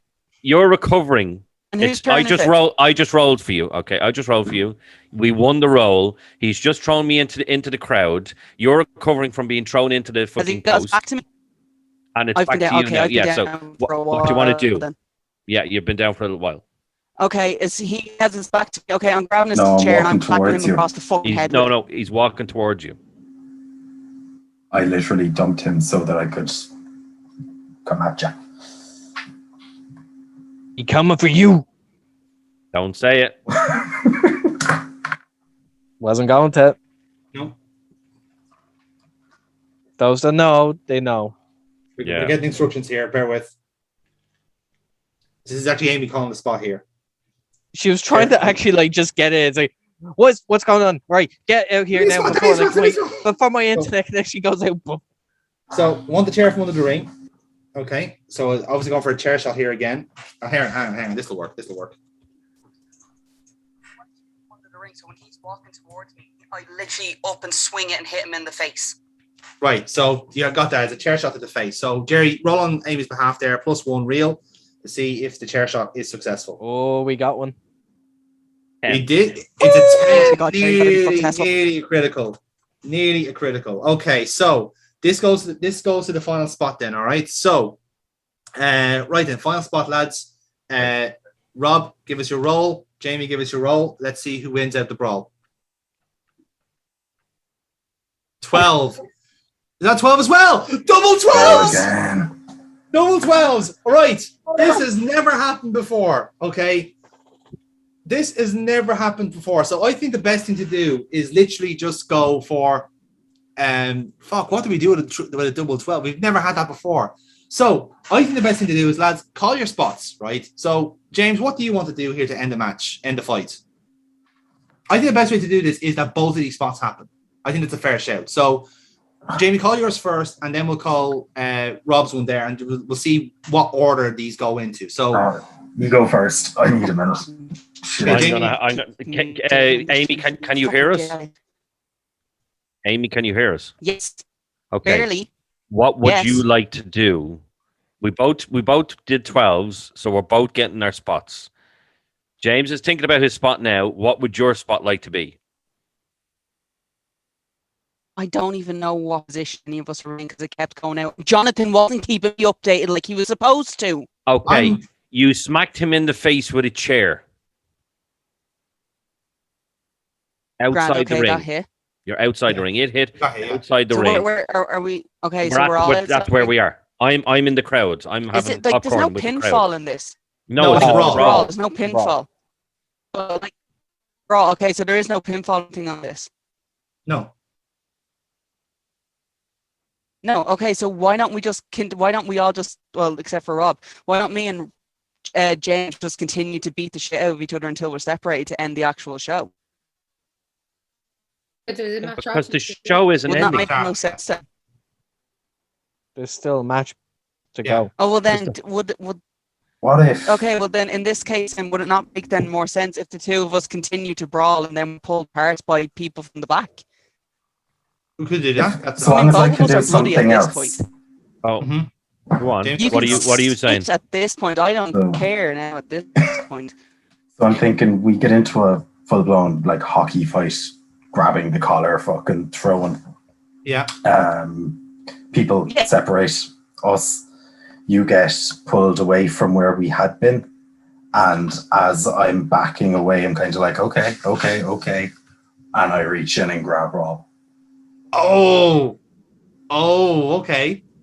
This works out because you're doing the hockey brawl. Oh, You I'm do happy get the with that. separation, and then Jamie, you can kind of take the finish from there. Then, so what did you want to do? So he's climbing, presumably comedically hiding behind the barrier. Yeah. Grab him by the hair, pick him up, point at Casey, grab him in a front face lock, and then if I might be able to have a word with the two of them.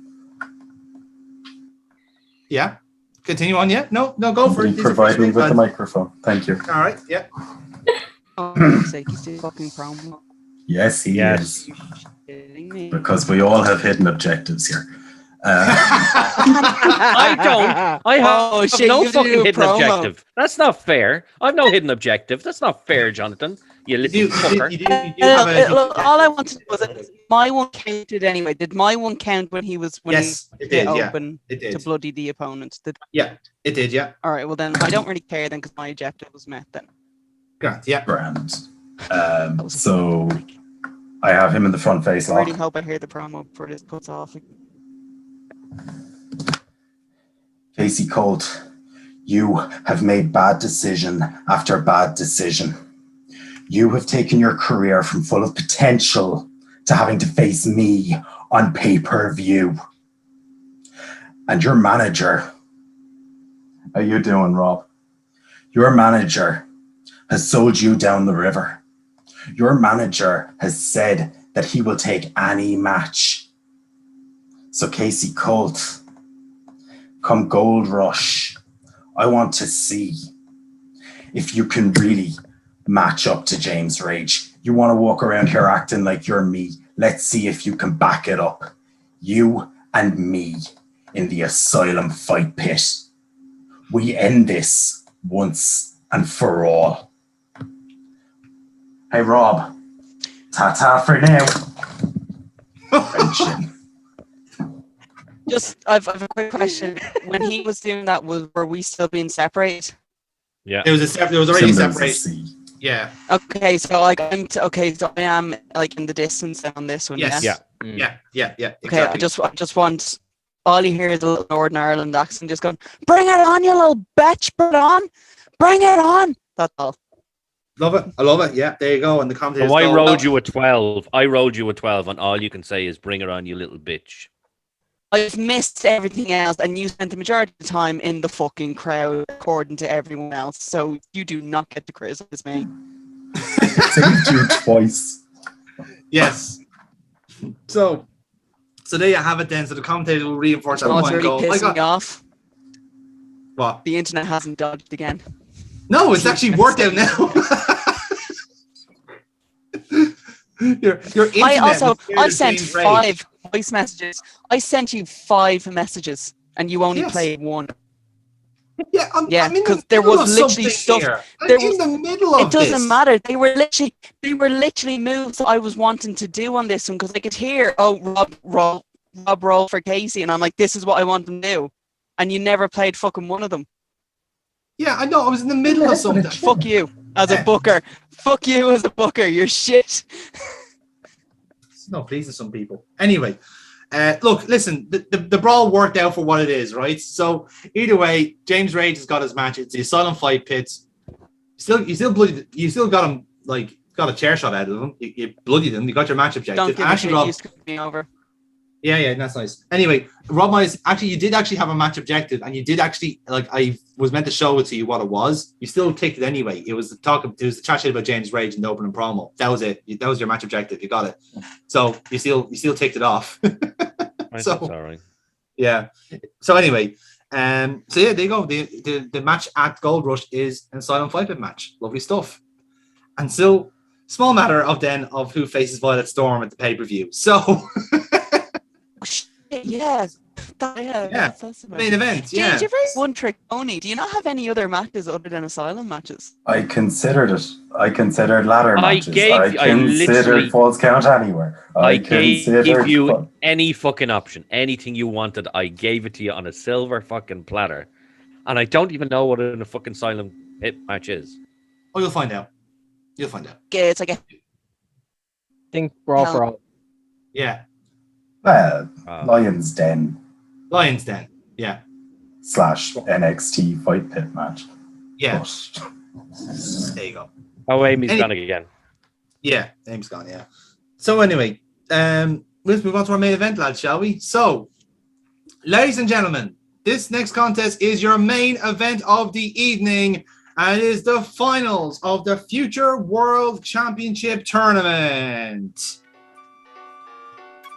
Introducing to the ring first, weighing in at 203 pounds, hailing from the Rat Cave, being accompanied to the ring by Bobbin. He is the hero that we can afford, Ratman!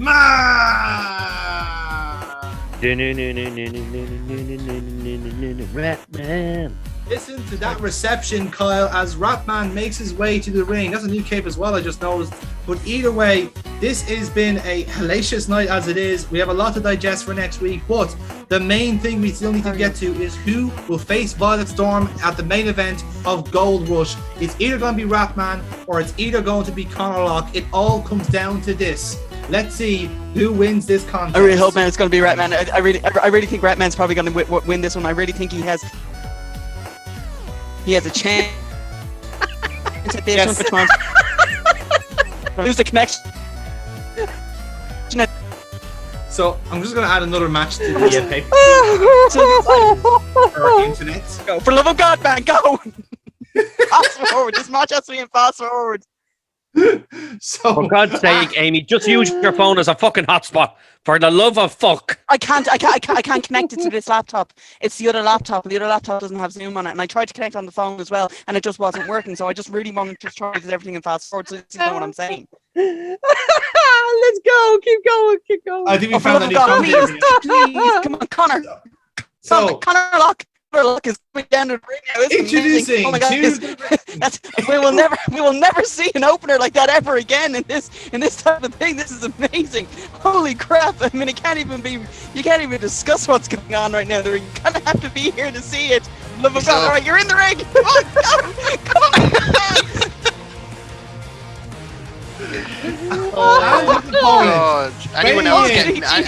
Anyone else getting Kyle special guest referee between Rage and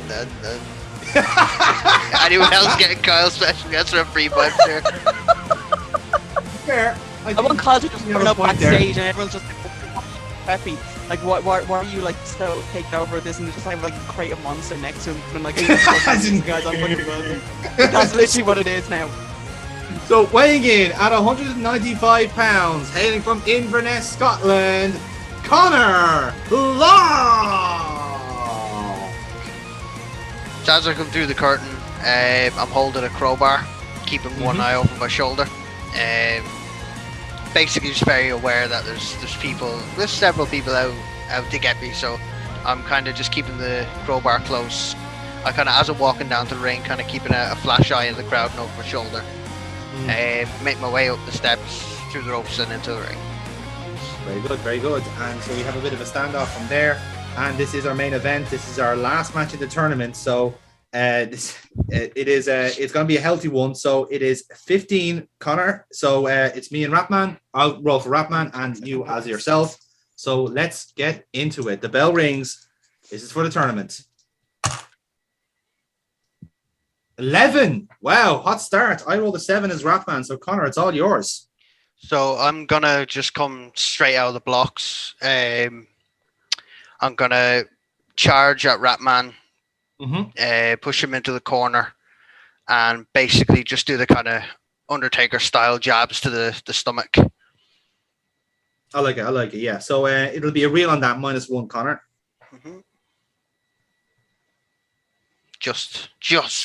Yeah, just about. It still works. So jabs are successful. You get some momentum out of it either way, and you have control going into the next spot. So let's see who takes advantage from there. 6. I rolled a 6 as well. So let's roll again. 8. 8. 8's good. But it's not good enough. 12. It's not 12. So Ratman is going to go for a double spot here. So cool. What Ratman is going to do, right? So you're going to go for the jabs and so forth. The referee's going to like distance you away, and essentially he's going to basically like I suppose what's the best way of putting this? You're going to try and keep the intensity up, and basically he's going to go for a drop toe hold on for you to hit your head on the turnbuckle. That's his first spot, and then his second spot then is basically to basically do like a whole kind of like a whoosh around, and then do a kind of a what's the term? He's just going to go for a clothesline in the turnbuckle. He's going to keep it fairly simple. So 2 straight rolls for Ratman. Let's see if he can pull it off. So first off for the toe hold into the turnbuckle. That is a 5. So he's already shut off there. Does that work? So Connor, you have a chance to reverse that. Is this the reverse to drop toe hold? Yes. Okay.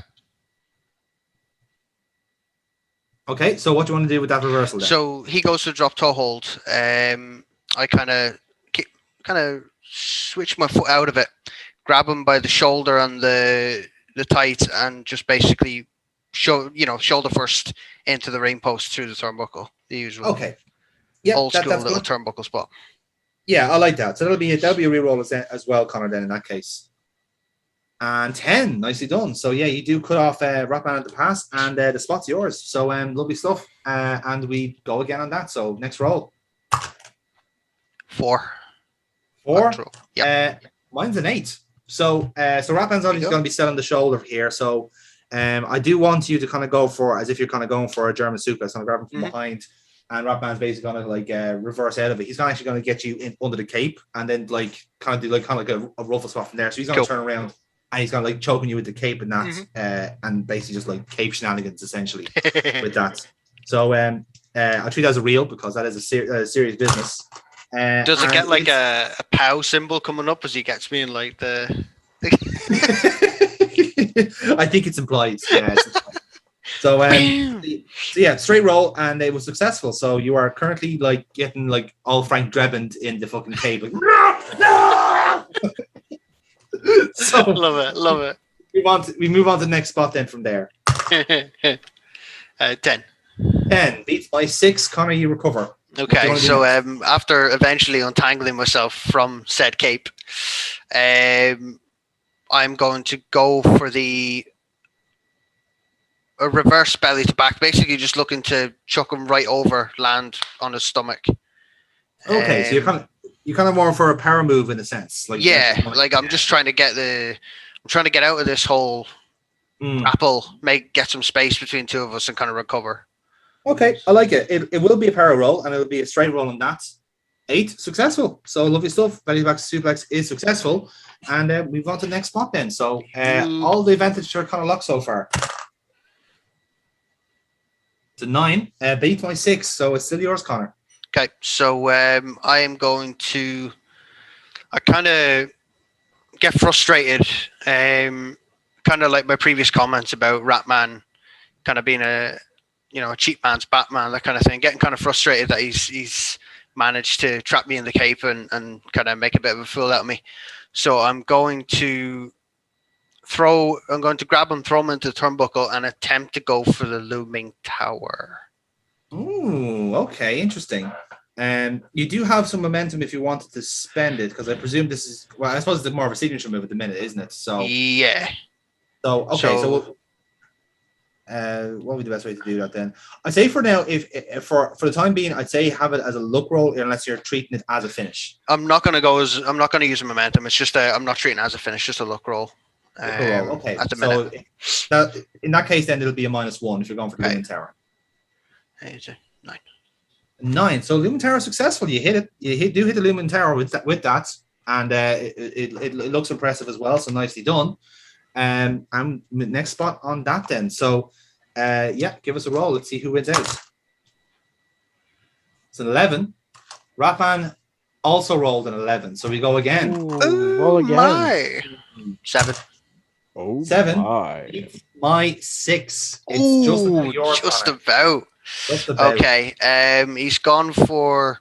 He's gone under the Lumen Tower, so he's down. He's kind of at the turnbuckle on the ground, just outside of the turnbuckle. So I'm going to jump up and go for just a flying leg drop straight onto the neck. Interesting. Right then. Yeah, it'll be another luck roll on that, Connor. So -1. Oh, you son of a bitch. Oh, it's a 6. So you'll go for the leg drop, and Ratman's just about going to dodge it. Nice. He's just about going to dodge it. And I think what I'd like him to do, he's going to be still kind of like wheeling a little bit from the Lumen Tower, because it's a pretty nasty move in its own right. So he's going to kind of recover at the same time you are. And basically, he's just going to go for a bit of a bundle out into ringside. So it'll be a straight roll on that. So let's see if he pulls it off. And he does. It's a 9. So we're both outside the ring now for this next spot. So cool. Here's a roll. See what you think. Roll. A 3. And Ratman also rolled a 3. Go again. Fuck off. You literally cannot be separated. I rolled a 7. Oh, so we've kind of bundled out to ringside essentially, and Bobbins kind of like literally rolled his way to where we are. He rolls over and just goes, right, what do you want me to do? Armin goes, nothing. You do nothing. And he moves McConnell out to the opposite side of the ring, and then Bobbin will roll again going, can I do something? No, you will not. And basically, Ratman's going to go like, okay, I kind of does like this kind of motion. So he's going to basically swing kind of like around, and it's kind of like wheelbarrow thick. It's kind of like, whoop, way. And the idea is that basically you're going to hit your ribs off the apron. Cool. So it'll be a real roll on that. So let's see if we can make it work on that. It's a 3. So it's not going to work, obviously. So he's going to basically try and kind of like vault you into the apron, essentially, and you can have a chance to reverse from there. Okay. What I'll do to reverse that is I'll kind of get my feet on the ground, and look to gorilla press him. Just grab him, gorilla press him face first off the barrier, off the crap barrier. Yeah, that's fair. I treat that as a straight roll myself. So yeah, straight roll on that. 11, nicely done. So yeah, that hits Ratman right in the mask, which, as we all know, is every masked person's weakness. Foxy, is that right? So at this stage in the story, it just looks like Conlock has a real fixation against masks. He just really hates when people shroud their identity. So yeah, we move on to the next spot from there then. So give us your roll, Connor. 8. 8 is good, but it's not a 10. So what's going to happen here is, so I'm going to spend momentum for this because I love this spot and I want it to work. I'm going to spend all 3 momentum, right? So what's going to happen is you two are going to roll into the ring, right? Yep. And I want Conor to basically motion for like it's over. He's going to go for like he's going to go for his hide and peek, right? So trying to get him in that position, and Rapman will push you off and go stop. And then he looks at his utility. So his utility belt then is shown, right? His rat utility belt. And he brings out what he calls, wait, I know what will defeat you. An anti-Scotsman spray. And it's a spray with a St. George's cross on the front of it. It's also highly offensive. I quite like that. It's the St. George's cross is the England flag. Given it's like... He just starts shaking it. He just starts shaking it, right? I'm and the like, one that's going to this consult. So he starts shaking the spray. Everyone's going, oh, what's going to happen? What's going to happen? What's going to happen? And Conlock is like going, what's going to happen? Like, It just goes. He just throws the can at you at your head. Like, Oh, So- how can you not love Ratman? How can you not love So- Ratman? Like, it's a +2 roll, and it's a 6 altogether. So you'll duck the can of anti-Scotsman Oh. spray. that is fantastic. Anti-Scotsman spray. So Oh you're my gonna duck God. it, and how are you gonna respond to that? I'm gonna go for the finish. I'm gonna go for the Highland Spike. I'm gonna literally. I've lost it. I've literally like. He's just like racist- red the flag from a racist little bull. bastard. I'm gonna go straight for him. Right. Yeah, I'm gonna You use got all seven- momentum to do so. 7, right? You got 7 momentum. It's a +7 roll. So can you put him away with this? It's a 9. It's a 16. Okay, it's a solid roll. Can Ratman, it has to be critical for him to get out. Obviously, you're going for the pin here, I presume. Straight Right, away. then, so it's a pinfall. It's going to have to be a strong roll for Ratman to get out of this. And it is not. So we go 1, 2, 3. Ring the bell. Ladies and gentlemen, your winner and the winner of the Future World Championship Tournament and going to Gold Rush to fight for the Future World title, Connor Locke. So, Connor, talk us through what's happened. So basically, he's thrown the can at me, and it's just set me off. It's just had me snap. So I basically bring him up for the delayed pile driver, spike him into the mat, go for the pin, but I'm nowhere near finished. So I'm basically going to uncover the identity of Ratman. He's trying. You monster. This is the ultimate act of disrespect. If I want to be the biggest heel in the business, I'm gonna have to go big with this one. So Look at the faces here. Look at Holding the faces. Kyle back. I am going to More there. Hold on. unmask. You said take the mask off, right? Kyle Well, that's back by shocking his enough. teeth. But then you said the biggest heel in the business. You can fuck off if you think you're taking this crown, okay? Fuck you. James, already you're not a took that fucking heel. fucking You're not a crown. fucking Fuck heel you too. anymore. You're not a fucking heel anymore. Shut your mouth. You're a tweener now, okay? So shut your fucking mouth. This is why I'm doing it. I So- want Dave gone. Dave is fucking, he's out of here. He's gone. Barred. Cancelled. Yeah, Beat him cancelled. up on Sunday. So, well, I think the best way of doing it is that you're going to try and unmask Ratman, and I think Bobbin then is going to like, right, that's it. Big boy trousers on now. He's going to do it. It's like, right, rolls over. It's like, now, Yep. stop it. You won the tournament. Stop it. So you get a free swing on Bobbin here. Okay, Stop it. so No.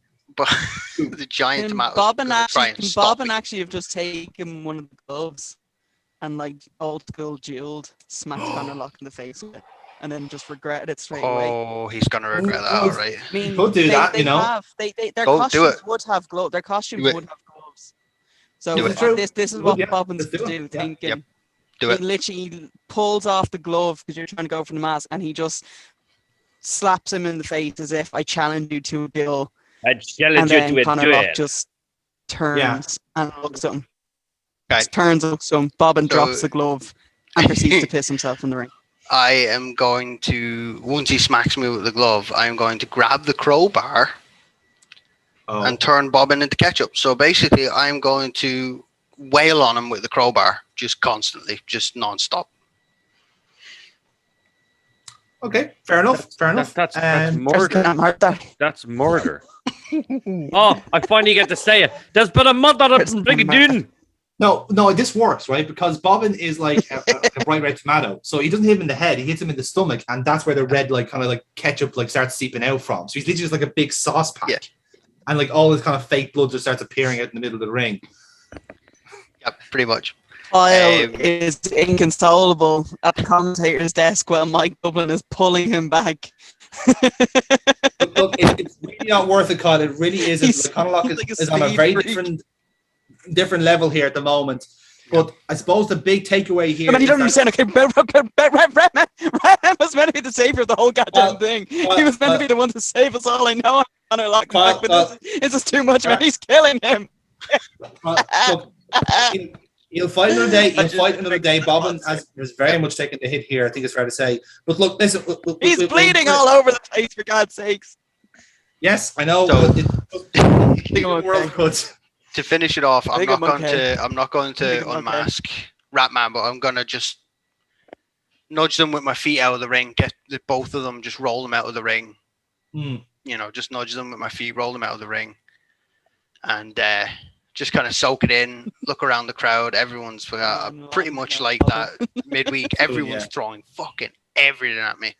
There's fucking shoes, tampons going flying at me. There's everything. Yeah. Empty I cans love of that that Monster is like coming from Dave's Kyle. response to like teamwork. Right. Like, what will I throw at him? Oh, I know what I'll throw. One shoe and a tampon. That'll teach him. That'll teach him. So basically, I'm just kind of standing, arms up in the ring, just soaking in all of this absolute hate from the crowd, and make my way down the ramp, similar to the stuff being thrown at Andre. As he was making his way from the match at WrestleMania 3, all the kind of paper cups and all that stuff just being thrown at me. I think it's fair to say, Kyle, in your facility as being our fan representative here, as it were, you're very much matching the mood here, as a lot of people did not want Conor O'Loughlin to win this match. They all hoped, beyond hope, that Ratman could do it, but unfortunately it was not good enough. He took his gamble, it failed, and unfortunately, at least from Ratman's point of view, Conor O'Loughlin goes through and will face Violet Storm at Gold Rush. It should be a fascinating contest. I'm okay. I'm okay. I'm okay. Man, Violet Storm needs to just keep an eye on herself over this whole thing, because Conor Luck has turned into a different kind of wrestler. I don't think any of us really were seeing coming. Oh God, I'm okay. Do you feel that sense of betrayal? Bobbin was there to Really hurts, fall. doesn't it? Okay. Do you know what? It's gonna be okay. I got this. I got this. I'm good. I'm fine. I'm fine. I'm fine. We're gonna go and get drunk afterwards. A bunch of us. You're more than welcome, man. But Gold Rush. I'm scared. For anyone having to go head to head with this Scottish psycho. Certainly is the case, and we will find out more next week. Is that fucking ketchup? Is that? Am I crying over ketchup? Yes. That fucking ketchup. Yes, it is. Oh, are you fucking kidding me? That fuck. You weren't meant to call it fuck. that, Kyle. You weren't meant to call it. You were supposed to pretend it was blood. Nevertheless, Do you know folks, what, thank man? you very much People for are sick joining of us Bobbin. here. Do you know what? Connor, come back and kill him. Thank you very much for joining us here on Future Wrestling. We'll see you next week. I'm We're still 1 getting week paid, away man. I don't care. from Gold Rush. We'll see you then.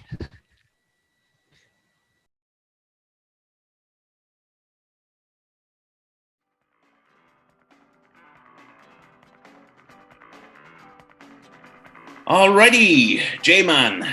Dealer's got a 6, and you're starting with Jacks and a 4. What do you say? Hit me. Well, I warned you never to call me that. Okie dokie. Oh, we've got a 5. Right. I'm standing. I'm double down with a 20. Ooh, he's doing it again. Morris, it's over to you. And it's a King and a 7. Hit me and match the double down. Easy money. Again. Seriously, Jim. You still need to get the bus home. I drive, you eat shite. Now, boys. Play nice. All right. Here we go. Another 5. Jimbo is bust. Fuck's sake. All right, newbie. It's over to you. 4 and 3. Aye. Hit me. And you've got a 6. Fuck's sake. Right, double down. Hit me. He's a brave boy, Jones. It's a bold strategy, Cole. Let's see if it pays off. Con. Pardon? It's a bold strategy, Con. Have you even watched Dodgeball? Dodgeball? I thought that was from Zoolander. Nah, it's dodgeball. Even I know that. I fucking hate Ben Stiller. No surprise there. You hate everyone that wasn't born during a spaghetti western. Not my fault today's movies are shite. Anyway, all right, here's your card, Connor. 9. You're bust. Ah, you fucking bobag. Cheers for the pocket change, laddie. Hold on. All right, hold on. Let's see if you're right. Dealer has a 6 and an ace. Here we fucking go again. Right, I'm dealing next round. Fuck this. And next out is another ace. Fucking FIFA drew these cards out, lads. Next out is a 3. Jammy bastard. Third blackjack in a row. You're having a fucking laugh. Hey, when your luck's in, your luck's fucking in. All right, thank you very much. I fucking knew we should have gotten goose shit in for this. At least he'd be the one getting cleared out. It's good shit. Garrick. Yeah, bit harsh that, really. Aye, but once he learns how to bump, he'll make a good jobber. Well, you'd know a lot about that, wouldn't you, Jim? How's that reality TV show going? I can't seem to find it on Sky Plus there. Loving the banter, lads. You fellas like this all the time? No, Curtis normally not the dealer, and the rest of us have a chance. Yeah, we started this a few months ago. Usually it's me, J-Man, KO, the Old Man, and Protein Bar. Yeah, those nicknames aren't helping.